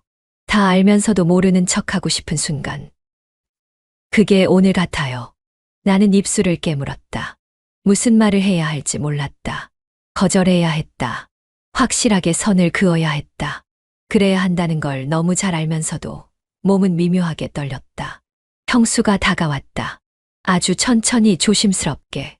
나는 숨을 죽였다. 그 거리, 그 호흡, 그 시선이 나를 무너뜨리고 있었다. 한 발짝만 더 다가오면 돌이킬 수 없을 것 같았다. 민석 씨. 형수는 내 이름을 부르며 손등을 살짝 건드렸다. 그 순간 심장이 크게 울렸다. 나는 반사적으로 손을 뺐지만 그 따뜻한 온기는 피부에 그대로 남아 있었다. 형수는 슬쩍 미소 지었다. 걱정 마요. 난 오늘만 봐준다고 했잖아요. 말끝에 남은 웃음은 쓸쓸했고 나는 더는 아무것도 할 수 없었다. 시간은 천천히 흘렀고 형은 아직 돌아오지 않았다. 남겨진 우리 둘 사이에 넘지 말아야 할 선은 아슬아슬하게 흔들리고 있었다. 나는 알고 있었다. 아니, 알고 싶지 않아도 알 수밖에 없었다. 형수의 눈빛은 흔들림이 없었고 그 눈길이 향하는 곳은 더 이상 형이 아니었으며 나였다. 고개를 돌리고 싶었지만 이미 몸도 마음도 어느 쪽으로도 피할 수 없는 곳에 갇혀 있었다. 술기운이라 치부하기엔 너무 선명했고 분위기 때문이라 외면하기엔 너무 진했다. 우리 둘 사이에 남은 마지막 장벽마저 투명해진 것만 같았다. 형수가 잔을 들고 천천히 돌리며 입술을 적셨다. 그 움직임 하나하나가 유난히 느릿했고 나는 그 느림 속에서 빠져나오지 못한 채 어정쩡하게 시선을 피해 있었다. 하지만 형수가 잔을 내려놓고 정면으로 나를 바라봤을 때 나 역시 더 이상 모른 척할 수 없었다. 민석 씨, 그녀가 낮게 내 이름을 부르자 심장이 저릿하게 울렸다. 네. 나는 어렵게 대답했지만 목소리는 평소보다 더 낮고 굳어 있었다. 형수는 미소를 지었지만 그 웃음에는 어떤 가벼움도 담겨 있지 않았다. 오히려 모든 걸 내려놓은 사람만이 지을 수 있는 깊은 무력감과 체념이 섞여 있었고 나는 그걸 알아차리는 순간 온몸에 소름이 돋았다. 지금 여기 우리 둘뿐이에요. 형수의 말은 마치 확인을 받으려는 듯 조심스럽고 그러나 확신에 차 있었다. 나는 잔을 쥔 손에 힘을 주었고 억지로 다른 생각을 하려 했지만 이미 늦었다. 마음속 깊은 곳에서 무언가가 무너지는 소리가 들려왔고 그것은 상상보다 훨씬 쉽게, 훨씬 조용하게 나를 휘감아갔다. 형이 금방 올 거예요. 나는 힘겹게 대답했지만 그 말조차 스스로를 변명하는 것 같았다. 형수는 작게 웃었다. 그럴까요? 나는 대답하지 못했다. 입을 열면 무너질 것 같아서 아무 말도 하지 않고 그저 잔을 기울였다. 맥주 맛은 이미 느껴지지 않았고 목구멍을 타고 넘어가는 것은 미지근한 허탈감뿐이었다. 형수가 천천히 몸을 기대더니 작은 소리로 말했다. 민석 씨는 착해서 다행이에요. 또다시 착하다는 말. 나는 그 단어에 질식할 것 같았고 동시에 벗어날 수 없는 덫에 걸린 기분이었다. 착하다는 말 뒤에는 늘 아무것도 하지 말라는 무언의 경고가 숨어 있었고 나는 그걸 너무 잘 알면서도 이미 늦어버린 감정들을 어떻게 주워 담아야 할지 알 수 없었다. 형수님, 나는 입술을 떼었다가 다시 다물었다. 차라리 아무 말도 하지 않는 편이 나을 것 같았다. 형수는 그런 나를 바라보다가 조심스레 말했다. 민석 씨는 지금 무슨 생각해요? 나는 대답할 수 없었다. 하고 싶은 말은 많았지만 말로 꺼내는 순간 모든 게 부서질 것 같아서 그저 고개를 떨구었다. 형수는 답을 기다리지 않고 조용히 잔을 들었다. 저는요. 형수는 맥주를 한 모금 삼키며 이어갔다. 한 번쯤은 나를 이해해주는 사람이 있었으면 했어요. 나는 조용히 형수를 바라봤다. 그 눈빛은 슬펐고 외로웠으며 무엇보다 절실했다. 그 절실함 앞에서 나는 한 발짝도 움직일 수 없었다. 우리 둘은 아무 말 없이 잔을 기울였다. 그리고 알았다. 말로 하지 않아도 이미 우리는 같은 곳을 바라보고 있었다는 걸. 더 이상 선을 넘지 않아도 마음은 이미 넘어가 있었고 되돌릴 수 없는 강을 건너버렸다는 걸. 형이 돌아오는 소리가 들려오기 전까지 우리 둘은 그렇게 조용히 마주 앉아 있었다. 숨소리마저 아슬아슬한 긴장 속에 갇혀 있었지만 아무도 먼저 고개를 돌리지 않았다. 그리고 나는 깨달았다. 마음이 먼저 무너졌다는 것을. 몸이 움직이기도 전에 이미 돌이킬 수 없이 멀리 와버렸다는 것을. 거실에는 싸늘한 정적이 깔려 있었다. 형은 방금 전까지 통화를 하느라 집 앞을 서성거렸지만 이제는 문을 열고 들어와 신발을 벗으며 툭 하고 말했다. 진짜 피곤하다. 나 먼저 잘게. 나는 얼어붙은 채 고개를 끄덕였고 형수 역시 억지 미소를 지으며 작은 목소리로 인사했다. 편히 쉬세요, 오빠. 형은 뒤틀거리듯 방으로 향했고 방문이 딸깍 소리를 내며 닫히는 순간 긴장으로 굳어있던 내 어깨가 작게 떨렸다. 마치 숨죽이고 있던 공기가 순식간에 무너진 것처럼 거실 한가운데엔 형이 없는 너무나도 선명한 빈 공간이 남았다. 나는 괜히 테이블 위에 놓인 맥주 캔을 손끝으로 돌렸다. 형수가 조용히 잔을 들었다가 내려놓았다. 그리고 아무 말도 없이 나를 바라봤다. 민석 씨. 형수의 목소리는 이상하리만치 가라앉아 있었고 나는 심장이 한 번 세차게 뛰는 걸 느꼈다. 눈을 피하려 했지만 이미 그럴 수 없었다. 술기운과 숨막히는 침묵, 그리고 쌓여왔던 감정이 거칠게 뒤섞여 있었다. 형수님 형이. 나는 어설프게 입을 열었지만 그 말은 허공에 흩어졌다. 형수는 고개를 저으며 가볍게 웃었고 그 웃음은 모든 경계를 무너뜨리는 것 같았다.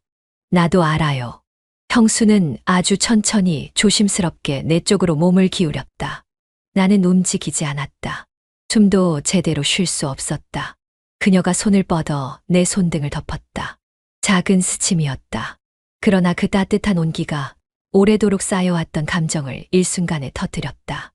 나는 고개를 들었고 형수와 눈이 마주쳤다. 그녀의 눈빛은 흔들리지 않았다. 오히려 담담했고 받아들이겠다는 듯 조용히 떨리고 있었다. 그 순간 아무 생각도 할 수 없었다. 머릿속이 하얘졌고 남은 건 오로지 눈앞의 그녀뿐이었다. 나는 조심스럽게 손을 뻗었다. 형수의 뺨에 닿는 순간 그녀는 살짝 눈을 감았다. 숨결이 가까웠고 술 냄새와 어지러운 감정이 뒤엉켜 서로를 삼켜갔다.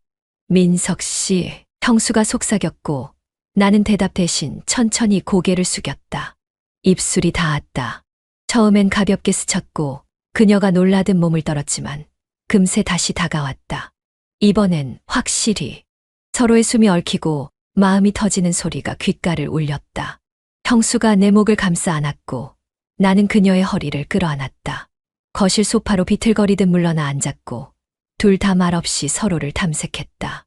괜찮아요. 형수가 숨죽이며 말했다. 나는 눈을 감고 그녀의 어깨를 감싸 안으며 떨리는 손끝을 억눌렀다. 이건 변명할 수 없는 일이었다. 이성은 이미 무너져 있었고 마음은 훨씬 이전부터 무너져 있었다. 나는 형수의 허리에 손을 얹었다.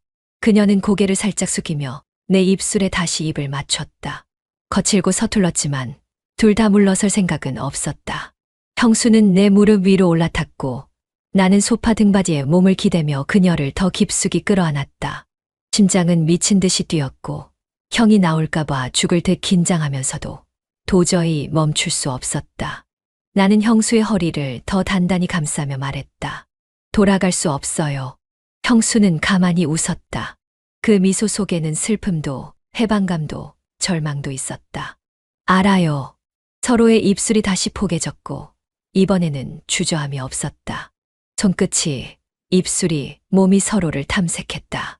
형수는 숨을 가쁘게 몰아쉬며 내 어깨에 얼굴을 묻었다. 나는 그녀의 등을 부드럽게 쓸어내렸고 그녀는 내 목덜미를 세게 움켜쥐었다.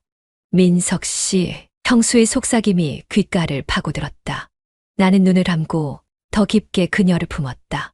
거실에는 이제 숨소리만이 남았다.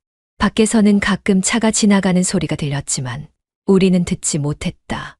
형이 깰까봐, 문이 열릴까봐, 마음 한편에선 끊임없이 경고가 울렸지만 이미 한 번 무너진 마음은 되돌릴 수 없었다.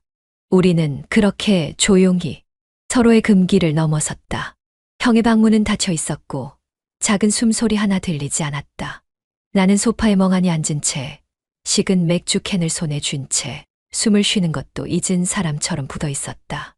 형수가 먼저 몸을 일으켰다. 눈이 마주쳤지만 둘 다 아무 말도 하지 않았다. 오히려 입술이 먼저 굳었다. 그녀는 말없이 고개를 끄덕였고 나도 무거운 몸을 억지로 일으켰다. 잘 자요. 형수는 겨우 내뱉듯 말했고 나는 마른 입술을 달싹이며 대답했다. 네. 형수님도요. 아무 일도 없었던 사람처럼, 아무 일도 없었던 것처럼 우리는 조심스럽게 각자의 방으로 향했다. 똑같은 문, 똑같은 복도, 하지만 세상이 달라져 있었다. 방에 들어서자마자 나는 등을 벽에 기대고 숨을 몰아쉬었다. 심장이 아직도 터질 듯 뛰고 있었고 손끝은 여전히 그녀의 온기를 기억하고 있었다. 손바닥을 들여다봤다. 멀쩡했다. 그런데 왜 이토록 뜨겁게 느껴지는 걸까? 나는 고개를 감싸쥐고 무너졌다. 미쳤지. 진짜 미쳤지. 혼잣말이 방 안에 흩어졌다. 후회, 공포, 죄책감이 한꺼번에 몰려왔다. 방금 전 스스로를 잃어버렸던 그 순간이 또렷하게 되살아났다. 형이 있는 집안에서, 형이 잠든 바로 옆방에서 그런 짓을 했다는 사실이 나를 질식시켰다. 눈을 감아도 형수의 얼굴이 떠올랐다. 붉게 달아오른 뺨, 떨리는 손끝, 그리고 애처롭게 가라앉은 눈동자. 나는 숨을 죽였다. 심장이 쿵쿵 귀를 때렸다. 그녀는 지금 뭘 하고 있을까? 창밖을 보며 스스로를 얼마나 미워하고 있을까? 나는 조심스레 방문을 열고 복도를 내다봤다. 형의 방문은 여전히 닫혀 있었고 거실은 조용했다. 문득 거실 창가에 서 있는 형수의 뒷모습이 눈에 들어왔다. 형수는 얇은 커튼 너머로 어둠을 바라보고 있었다. 어깨가 조용히 흔들리고 있었다. 그녀는 소리 없이 울고 있었다. 나는 발끝을 움츠렸다. 다가가고 싶었다. 아무렇지 않은 척 등을 두드려주고 싶었다. 하지만 그러면 안 됐다. 우리는 이미 돌이킬 수 없는 선을 넘었다. 이제는 더더욱 가까이 다가가서는 안 됐다. 나는 문틈에 기대어 형수의 뒷모습을 조용히 바라봤다. 죄송해요. 형수님. 속으로만 겨우 속삭였다. 형수는 끝내 고개를 들지 않았다. 나는 다시 방으로 돌아와 조심스럽게 문을 닫았다. 텅 빈 방 안, 숨소리 하나 크게 내지 못하고 나는 이불을 덮은 채 웅크렸다. 손끝이 기억하는 감촉이 사라지지 않았다. 가슴을 죄는 죄책감도 사라지지 않았다. 어쩌면 오늘 밤이 우리의 끝이었을지도 몰랐다. 하지만 마음 깊은 곳 어딘가에서는 조금도 후회하지 않는 자신을 깨달으며 나는 두 눈을 꼭 감았다.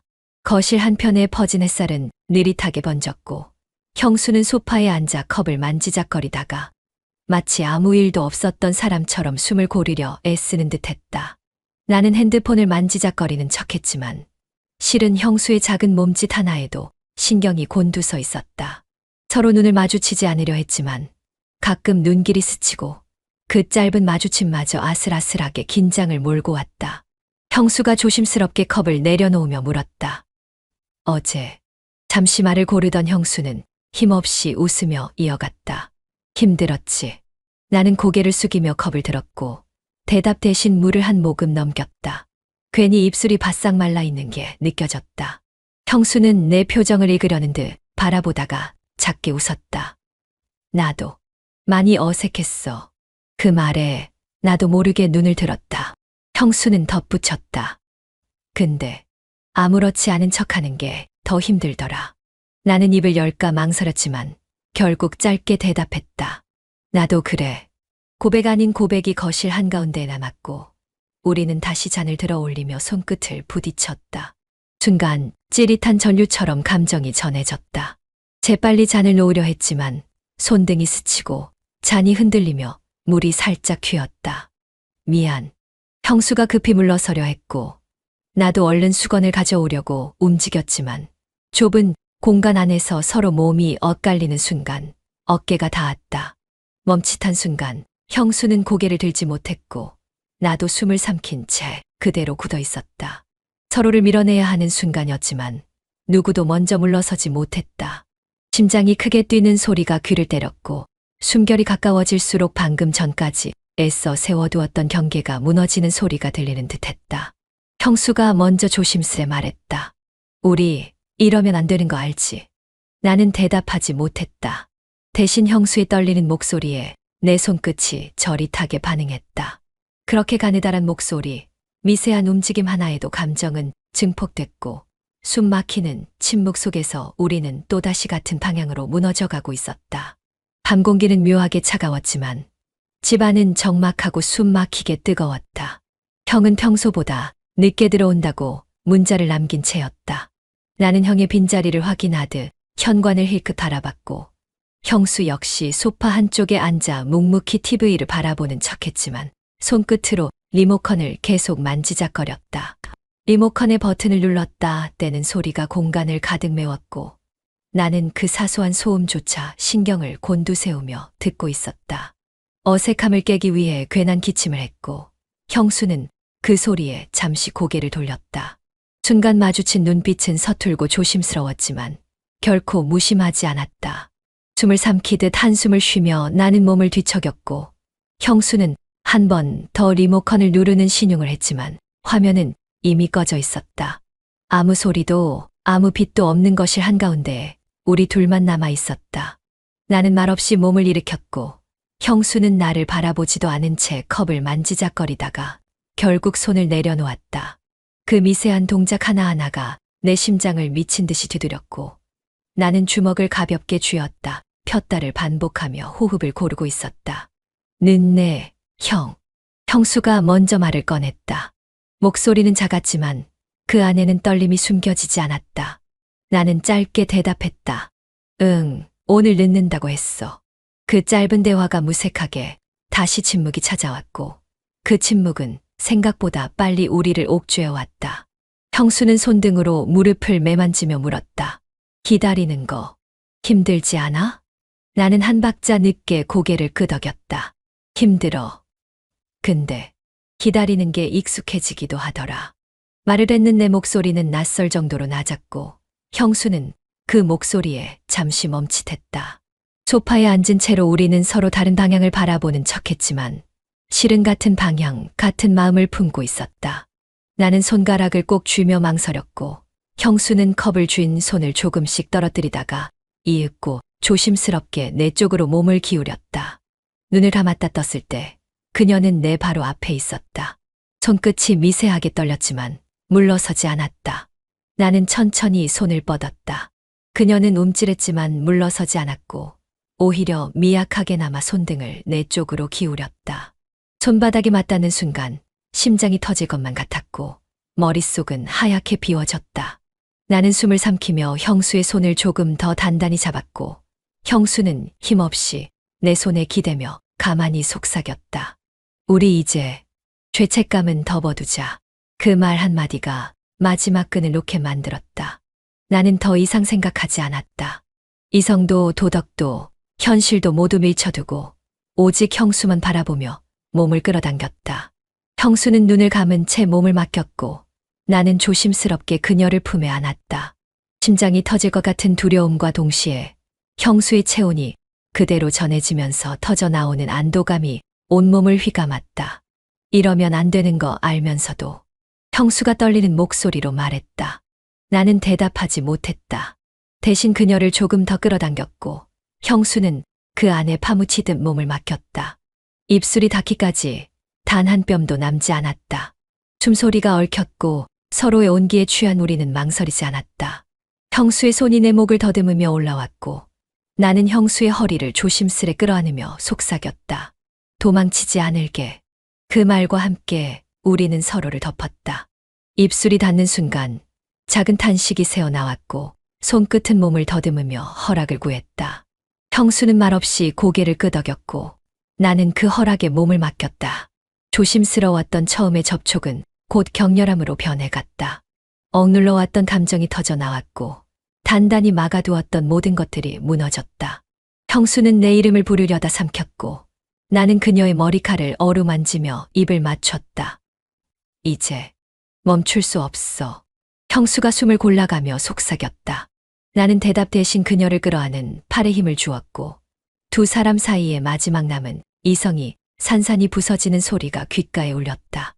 소파 위에 테이블 옆에 벽에 기대어 우리는 서로를 놓지 못하고 파고들었다. 작은 신음, 짧은 숨소리, 얽히는 손끝, 떨리는 허리, 빠르게 높아지는 심장 소리. 모든 것이 뒤섞여 밤을 가득 채웠다.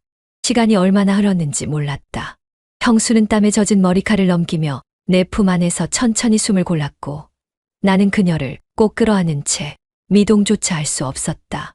서로가 서로에게서 내려올 수 없었고 눈을 감으면 형수의 체온과 숨소리만이 또렷하게 느껴졌다. 형수가 나지막이 말했다. 형은 몰랐으면 좋겠어. 나는 그 말에 대답할 수 없었다. 형에 대한 죄책감은 이미 손 쓸 수 없을 만큼 커져 있었지만 그 죄책감을 안고도 형수를 놓을 자신이 없었다. 대신 나는 형수 이마에 입을 맞추며 속삭였다. 아무것도 몰라도 돼. 지금은 우리 둘만 있어. 형수는 가만히 눈을 감았고 나는 그 모습을 오래도록 바라봤다.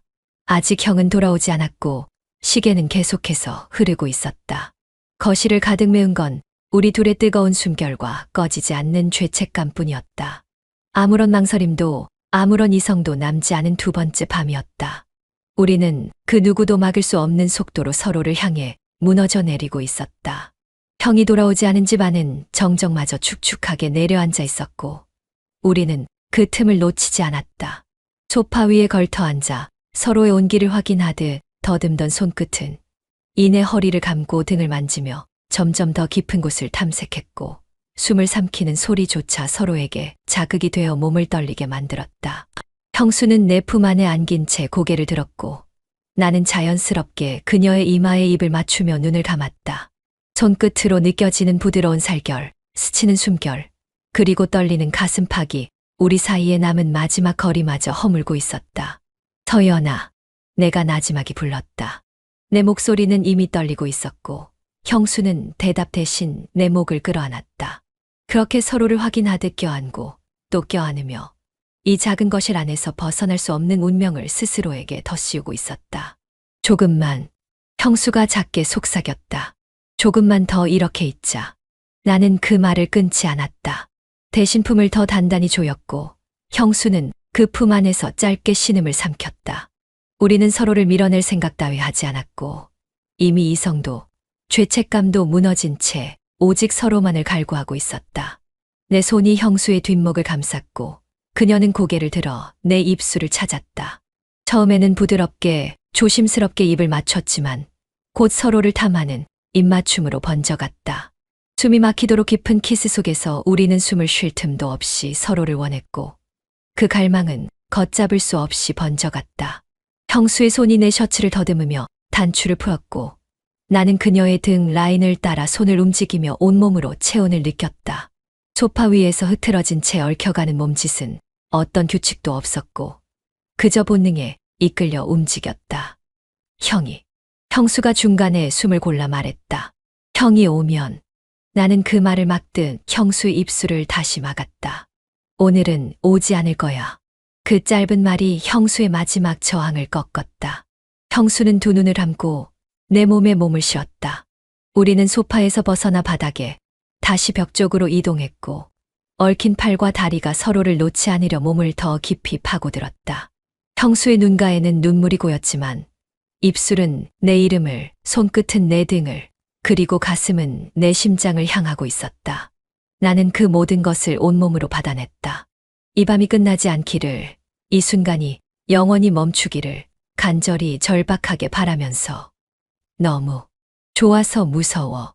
형수가 흐느끼듯 말했다. 나는 그녀의 허리를 끌어안고 이마를 맞댄 채 속삭였다. 나도 그래. 더는 돌아갈 수 없을 것 같아. 숨소리가 점점 거칠어졌고 손길은 더 거침없이 서로를 훑었다. 형수의 셔츠가 어깨를 타고 흘러내렸고 나는 손끝으로 그녀의 피부를 따라 길을 만들었다. 형수는 떨리는 손으로 내 허리를 잡으며 말했다. 이러다 진짜 끝장날지도 몰라. 나는 눈을 감고 그녀를 끌어안았다. 끝장나도 돼. 널 놓치는 것보다야. 그 말에 형수는 터질 듯한 눈물과 함께 나를 끌어안았고 우리는 서로를 더 세게, 더 깊이 껴안으며 무너지는 밤을 멈추려 하지 않았다. 형수의 입술이 내 어깨를 스치고 나는 그녀의 허리춤을 더 단단히 감으며 서로를 탐닉했다. 이성이 깨어날 틈은 없었고 도덕이라는 단어조차 이 공간에는 존재하지 않았다. 오직 숨가쁘게 서로를 원하는 몸짓만이 진실이었다. 몇 번이고 다시 몇 번이고 서로를 끌어안았다. 손끝이 지나간 자리에 열이 남았고 입맞춤이 닿은 곳마다 새로운 갈망이 솟구쳤다. 형수는 숨을 헐떡이며 내 품에 매달렸고 나는 그 작은 몸을 품 안에 가득 감으며 무너지듯 안았다. 계속. 형수가 애써 말을 이었다. 계속 이렇게 있어줘. 나는 답 대신 그녀의 등을 쓸어내렸고 형수는 온몸으로 내게 매달렸다. 우리는 부서질 듯 얽혔고 사라질 듯 포개졌다. 아득하게 흐려진 시야 속에서 오직 형수의 체온만이 유일한 중심처럼 느껴졌다. 시간이 멈춘 것 같았다. 아니, 아예 의미를 잃은 듯했다. 형수와 나는 끊임없이 서로를 확인했고 갈구했고 놓지 않았다. 이 밤이 지나고 나면 무엇을 잃게 될지 알면서도 끝을 향해 달려가는 두 사람처럼 우리는 멈추지 못했다. 끝장을 모른 채 달려간 밤. 우리는 서로를 갈구하며, 서로를 소유하며, 서로를 파괴하며, 그렇게 하나가 되어가고 있었다. 아침은 늘 그렇듯 조용히 시작되었지만, 공기 속에는 보이지 않는 균열이 퍼져 있었다. 형은 부스럭거리며 부엌에서 커피를 내렸고, 나는 테이블에 앉아 무심한 척 신문을 뒤적였지만, 한 글자도 눈에 들어오지 않았다. 형수가 식탁 위에 빵을 내려놓으며 내 쪽을 슬쩍 알아봤고, 나는 순간 몸을 굳히며 시선을 피했다. 아무 일도 없던 듯 행동했지만 형의 얼굴이 문득 눈에 들어온 순간 머릿속이 새하얘졌다. 형은 여느 때와 다름없이 빵에 버터를 발라 먹으며 오늘의 일정을 이야기했고, 나는 건성으로 고개를 끄덕이며 맞장구 쳤지만 마음 한구석에는 짙은 죄책감이 끈적하게 달라붙어 떨어지지 않았다. 숨을 쉬는 것조차 버거웠고, 커피를 한 모금 삼키는 동안에도 형의 눈길이 나를 꿰뚫을까 두려워 손이 떨렸다. 오늘은 좀 늦을 것 같아. 형이 말했다. 나는 짧게 대답했다. 응, 알겠어. 형수는 그 말을 듣자마자 머그잔을 힘주어 내려놓았고, 나는 그 미세한 떨림을 놓치지 못한 채 심장이 조여드는 걸 느꼈다. 괜찮아, 형이 형수에게 물었다. 형수는 억지로 웃으며 고개를 끄덕였다. 응, 그냥 요즘 좀 피곤해서. 형은 대수롭지 않게 웃어넘겼지만 나는 형수의 손끝이 식탁 아래에서 파르르 떨리는 걸 보고 말았다. 아무렇지 않게 흘러가는 아침 속에서 우리는 끊임없이 서로를 의식했고, 작은 움직임 하나에도 예민하게 반응했다. 형수가 접시를 치우다 실수로 포크를 떨어뜨렸고, 나는 그 소리에 과하게 놀라며 몸을 움찔했다.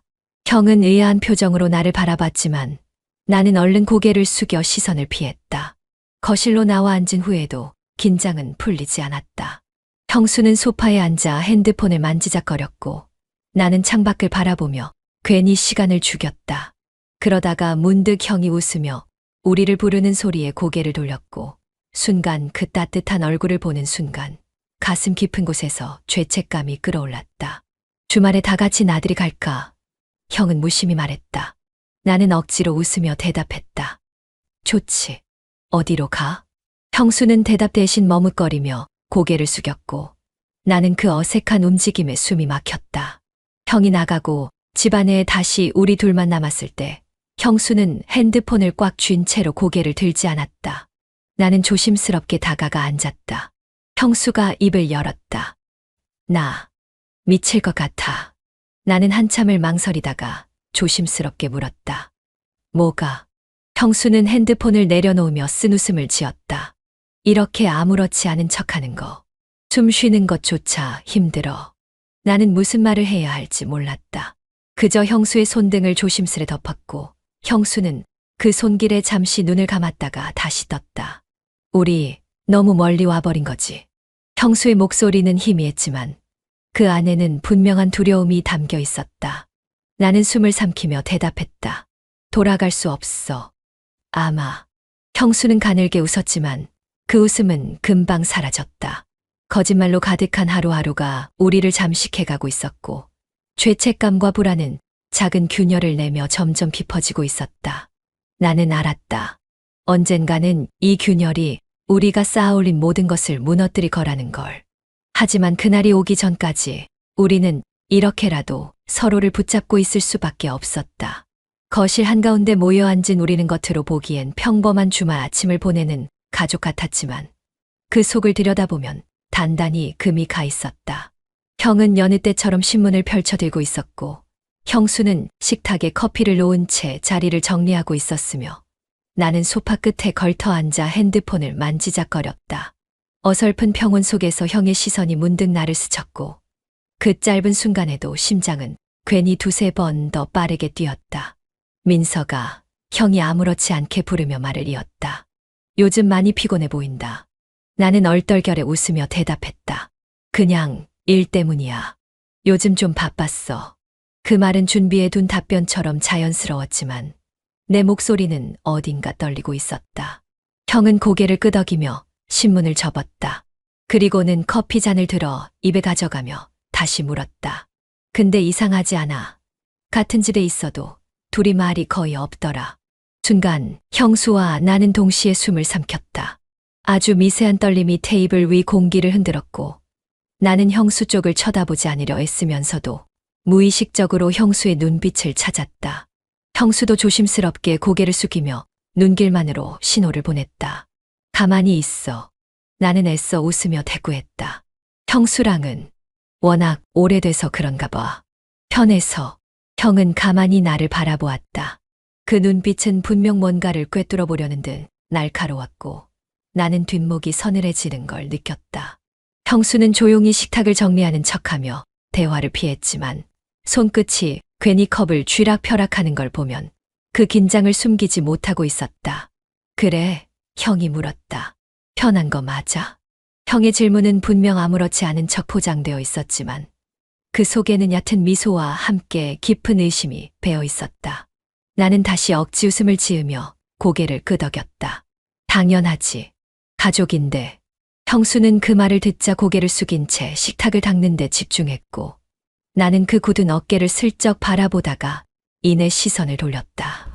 이대로는 안 되겠다는 생각에 나는 일부러 형에게 다른 화제를 던졌다. 형은 요즘 회사 어때? 형은 잠시 나를 바라보다가 고개를 돌려 신문을 펼쳤다. 뭐, 늘 그렇지. 바빠 죽겠어. 말은 그렇게 했지만 형의 얼굴에는 알 수 없는 묘한 표정이 떠올랐다. 순간 형수와 눈이 마주쳤다. 서로 아무 말도 하지 않았지만 그 짧은 시선 교환만으로도 충분히 알아챌 수 있었다. 지금 이 순간을 버텨야 한다는 걸, 절대로 흔들려서는 안 된다는 걸. 형은 커피 잔을 내려놓으며 말했다. 나 오늘 일찍 나갔다 올게. 저녁엔 집에 들어올 거야. 나는 짧게 대답했다. 그래, 다녀와. 형수는 힘없이 고개를 끄덕였고 형은 가벼운 미소를 남긴 채 방으로 들어갔다. 문이 닫히는 소리가 들리자마자 우리는 동시에 깊은 숨을 내쉬었다. 방금 내가 먼저 입을 열었다. 조금 위험했어.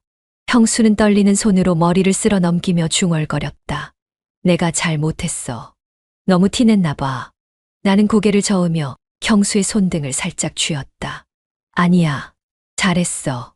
조금만 더 버티자. 형수는 눈을 감으며 고개를 끄덕였다. 숨 막히는 긴장 속에서도 우리는 서로를 바라보며 다시 마음을 다잡았다. 들켜선 안 된다. 절대로 들켜선. 우리가 쌓아 올린 이 거짓된 평온이 지금 무너지기에는 아직 준비가 되어 있지 않았다. 형이 집에 들어섰을 때 우리는 또다시 조심스러운 평온 속에 있었다. 형수는 부엌에서 과일을 다듬고 있었고 나는 식탁에 앉아 억지로 핸드폰을 만지작거리고 있었다. 서로를 향한 시선은 의식적으로 피하고 있었지만 숨소리나 작은 몸짓에 섞여드는 긴장감만큼은 감출 수 없었다. 형은 무거운 발걸음으로 거실을 지나가다가 문득 걸음을 멈췄다. 뭐 좋은 일 있어? 형이 물었다. 나는 얼떨결에 고개를 들었고 형수는 손에 쥔 과일 칼을 놓으며 미소 지었다. 아니야, 그냥 오랜만에 좀 여유가 생겨서. 형은 의심스러운 눈초리로 둘 사이를 번갈아 바라보다가 고개를 끄덕이며 신발을 벗었다. 그 순간 형의 시선이 식탁 위에 놓인 작은 메모지로 떨어졌다.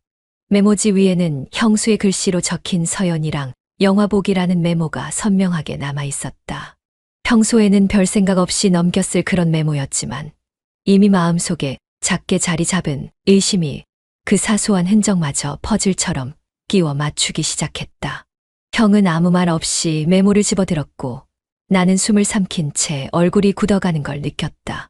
형수도 그 광경을 보고 손을 움켜쥔 채 아무 말도 하지 못했다. 형은 천천히 메모를 내려놓으며 우리를 바라봤다. 둘이서 영화 봤어. 형이 물었다. 나는 목이 탁 막히는 기분을 느끼며 애써 웃었다. 응. 그냥 심심해서. 형수는 옆에서 조심스레 말을 보탰다. 형 없을 때 너무 심심해하길래 같이 본 거야. 말은 자연스럽게 흘러갔지만 공기 속에 떠오르는 어색함은 감출 수 없었다. 형은 여전히 아무 말 없이 우리를 바라봤고 그 눈빛은 단순한 의심을 넘어서는 무언가를 품고 있었다. 침묵이 길어질수록 우리는 숨조차 쉬기 힘들어졌다. 형은 고개를 끄덕이며 소파에 털썩 주저앉았다. 그리고 핸드폰을 꺼내 들고는 무심하게 말했다. 그래. 뭐, 그럴 수도 있지. 하지만 그 말이 끝나기 무섭게 형은 다시 고개를 들었다. 근데 말이야. 형이 낮고 무거운 목소리로 말했다. 왜 이렇게 둘 다 어색해? 나는 그 순간 심장이 덜컥 내려앉는 느낌을 받았다. 형수도 숨을 삼킨 채 고개를 숙였다. 형은 눈을 가늘게 뜨며 물었다. 혹시 나 모르는 일이 있는 거야? 숨이 막힐 듯한 긴 침묵 끝에 나는 억지로 고개를 저었다. 무슨 소리야, 형. 형수도 작은 목소리로 거들었다. 진짜야. 그런 거 없어. 그러나 형은 쉽게 넘어가지 않았다. 형은 소파에 기대며 우리를 번갈아 바라보다가 조용히 그러나 단호하게 말했다. 둘 다 내 눈피 안에. 나는 무슨 말을 해야 할지 몰랐다. 형수 역시 입술을 깨문 채 가만히 있었다. 형은 깊은 한숨을 쉬며 말했다. 서연아, 형수야, 둘 다 여기 앉아봐. 그 순간 나는 알았다. 이제 더 이상 숨길 수 없다는 걸. 퍼즐은 이미 맞춰지고 있었고 형은 마지막 조각을 끼우려 하고 있었다. 형수와 나는 마주보며 눈빛을 주고받았다. 무너져가는 벽을 손바닥으로 막아보려는 듯 필사적으로 애써 침착한 척 하지만 손끝은 떨리고 있었다. 서툰 눈빛 교환 속에서도 서로 알 수 있었다. 끝났어. 우리는 천천히 소파 앞으로 걸어가 앉았다. 형은 우리를 뚫어지게 바라보다가 다시 한번 물었다. 진짜 아무 일도 없었던 거야? 나는 형수는 대답하지 못했다. 대답할 수 없었다. 그렇게 한순간에 파국이 눈앞에서 천천히 그러나 돌이킬 수 없이 벌어지고 있었다. 형은 아무 말 없이 우리를 바라봤다. 그 시선은 칼처럼 날카롭지도 않았고 불꽃처럼 뜨겁지도 않았다. 그저 싸늘하고 무겁게 가슴을 내리누르는 침묵만을 품고 있었다. 우리는 소파에 나란히 앉은 채 숨소리조차 삼켜가며 형의 눈빛을 견뎌냈지만 손끝은 벌써 차가워졌고 심장은 속수무책으로 내려앉고 있었다. 형은 천천히 숨을 쉬었다. 그리고 다시 아무 말도 하지 않은 채 우리를 오래도록 바라보았다. 나는 미칠 것 같은 조급함에 입을 열었다. 형, 그런 게 아니야. 변명이라고도 하기 힘든 허약한 말이었다. 형수도 떨리는 목소리로 거들었다. 정말 우린. 하지만 말끝은 흐려졌다. 형은 단 한 번도 우리 말을 자르지 않았고 그렇다고 수긍하는 것도 아니었다. 그냥 조용히 가만히 말없이 우리를 바라볼 뿐이었다. 그 침묵은 어떤 질책보다도 무거웠고 어떤 분노보다도 아팠다. 나는 손을 움켜쥐었다 폈고 다시 움켜쥐었다. 이대로 무너질 수는 없다고 생각했지만 이미 무너진 신뢰를 어떻게든 되돌릴 방법 따위는 없다는 걸 머리보다 심장이 먼저 깨닫고 있었다. 형, 우리. 나는 애써 말을 이었지만 형은 고개를 저었다. 단호하지도 않았고 그렇다고 흔들리지도 않았다. 마치 오래전부터 이 순간을 예감하고 있었던 사람처럼 담담하고 조용하게. 됐어. 형이 처음으로 입을 열었다.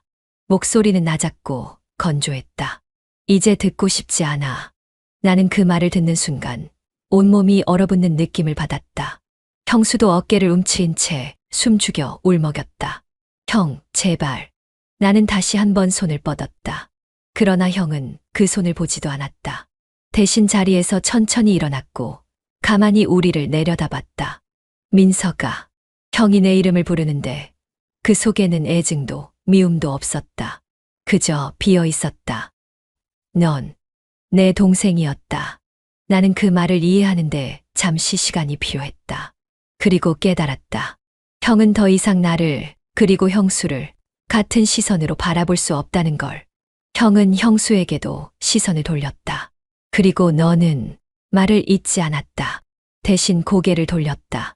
그 짧은 눈빛 안에 지나온 시간과 쌓아온 신뢰, 모든 것들이 한순간에 무너져 내리는 소리가 담겨 있었다. 나는 형의 등 뒤를 바라보며 입술을 달싹였지만 어떤 말도 나오지 않았다. 미안하다고 말해봤자, 변명이라고 말해봤자, 눈물로 애원해봤자 이 순간을 되돌릴 수 없다는 걸 알았다. 형수는 두 손으로 얼굴을 가린 채 흐느꼈고 나는 고개를 숙였다. 방 안에는 숨막히는 침묵만이 가득했다. 형이 문 앞에 다다랐을 때 나는 마지막 힘을 다해 목소리를 냈다. 형, 미안해. 그 말 한마디에 형은 잠시 멈췄지만 끝내 돌아보지 않았다. 대신 문을 열고 조용히 아무 소리 없이 나갔다. 그리고 문이 닫히는 순간 우리 셋을 잇던 마지막 끈도 끊어졌다. 나는 형이 떠난 자리를 오래도록 바라봤고 형수는 소리 없이 울었다. 서로가 서로를 바라보았지만 이제는 어떤 말도 어떤 손길도 그 깊은 균열을 메울 수 없다는 걸 절실히 알았다. 눈을 돌릴 수도 없었다. 서로를 바라보면서 무너진 감정의 잔해 위에 서서 우리는 끝나버린 이야기를 마주하고 있었다. 형이 문을 닫고 떠난 지 한참이 지났지만 우리는 여전히 거실 한가운데에서 꼼짝도 하지 못한 채 서 있었다. 형수는 두 손으로 얼굴을 가린 채 조용히 흐느끼고 있었고 나는 허공을 멍하니 바라보다가 형이 나갔던 문 쪽으로 시선을 돌렸다. 그 문틈으로 새어들어오는 희미한 빛마저 이제는 우리를 비추지 않는 것만 같았다. 이제 형수가 떨리는 목소리로 말했다. 이제 어떻게 해야 해? 나는 대답하지 못했다. 답을 알고 있었다면 이렇게 서 있지도 않았을 것이다. 숨을 내쉬었고 심장은 여전히 불규칙하게 뛰었고 손끝은 차가웠다. 형수는 조심스럽게 얼굴을 들어 나를 바라봤다. 붉게 충혈된 눈동자, 울다 지친 목소리, 그리고 깨질 듯한 표정. 그 모든 것이 나를 향하고 있었다. 나는 천천히 다가가 형수의 어깨를 감싸 안았다. 그녀는 처음엔 움찔했지만 이내 모든 힘을 빼고 내 품에 기대왔다. 우린 형수가 다시 입을 열었다. 정말 끝난 거야? 나는 천천히 숨을 내쉬며 대답했다. 모든 걸 잃었지만 너만은 놓치고 싶지 않아. 형수는 작게 웃었다. 눈물에 젖은 웃음이었다. 나는 형수의 머리카락을 천천히 쓸어 넘기며 대답했다. 우리 이제 끝까지 가보자. 말을 하면서도 내가 무슨 말을 하는지 모르겠는 기분이었다. 죄책감은 여전히 가슴 한편을 짓누르고 있었고 형의 등을 떠올리면 숨이 막힐 것 같았지만 그럼에도 불구하고 형수를 품은 팔을 놓을 수 없었다. 그것이 후회든 미련이든 사랑이든 지금 이 순간만큼은 아무래도 상관없었다. 형수가 내 품 안에서 가만히 중얼거렸다. 이제 우리 둘만 남았네. 나는 고개를 끄덕였다. 그래, 우리 둘만. 그 말이 슬프게 들렸는지 아니면 위로처럼 느껴졌는지 알 수 없었다. 형수는 조심스레 내게 얼굴을 들이밀었고 나는 망설이지 않고 그녀의 이마에 입을 맞췄다. 가벼운 입맞춤이었지만 그 안에는 온갖 감정이 뒤섞여 있었다. 형이 떠난 집 안은 너무 조용했다. 발자국 소리도 문 닫히는 소리도 아무것도 남지 않았다. 오로지 우리 둘만 끝나버린 이곳에 남아 있었다. 나는 형수를 품에 안고 눈을 감았다. 서연아, 형수가 나직이 속삭였다. 후회하지 않을까? 나는 오래 생각하지 않고 대답했다. 지금은 후회할 틈도 없어. 형수는 고개를 끄덕이며 한없이 가벼워진 한숨을 내쉬었다. 우리 둘 다 알고 있었다. 이제 돌이킬 수 없다는 것을. 그리고 아무리 죄책감에 몸을 떨어도 이미 돌아갈 다리가 무너져 버렸다는 것을. 나는 형수의 등을 천천히 쓰다듬으며 생각했다. 모든 걸 잃었지만 이상하게도 마음 한구석은 후련했다. 형에 대한 죄책감, 가족에 대한 배신, 사랑이라는 이름을 가장한 욕망, 그 모든 것이 아직도 내 안에서 꿈틀대고 있었지만 그래도 지금 이 순간만큼은 솔직하고 싶었다. 나는 입을 열었다. 우리는 잘못된 선택을 했어. 그리고 아마 이 선택 때문에 평생을 후회할 수도 있어. 형수는 눈을 감으며 조용히 고개를 끄덕였다. 알아. 그런데 형수는 말을 멈추고 다시 나를 바라봤다. 그런데도 널 놓치고 싶지 않아. 나는 그녀의 떨리는 손을 꼭 잡았다. 나 역시 똑같은 마음이었다. 망가진 미래, 끊어진 가족, 찢어진 신뢰, 모든 걸 잃은 뒤에도 결국 내가 붙잡고 싶은 것은 이 여자의 체온이었다. 어쩌면 우리는 스스로를 합리화하며 살아가게 될지도 몰랐다. 서로를 탓하다가 서로를 위로하다가 결국에는 다시 서로에게 매달리면서 부끄럽고 치졸하고 이기적인 사랑이라고 해도 이 지독한 혼란 속에서 내가 선택할 수 있는 건 결국 형수가 전부였다. 나는 형수의 이마에 다시 한번 입을 맞추며 속삭였다. 끝났지만 여기가 우리 시작이야. 형수는 눈을 감은 채 천천히, 아주 천천히 고개를 끄덕였다. 그리고 그 순간 세상에 남은 건 오직 우리 둘뿐이라는 걸 깨달았다.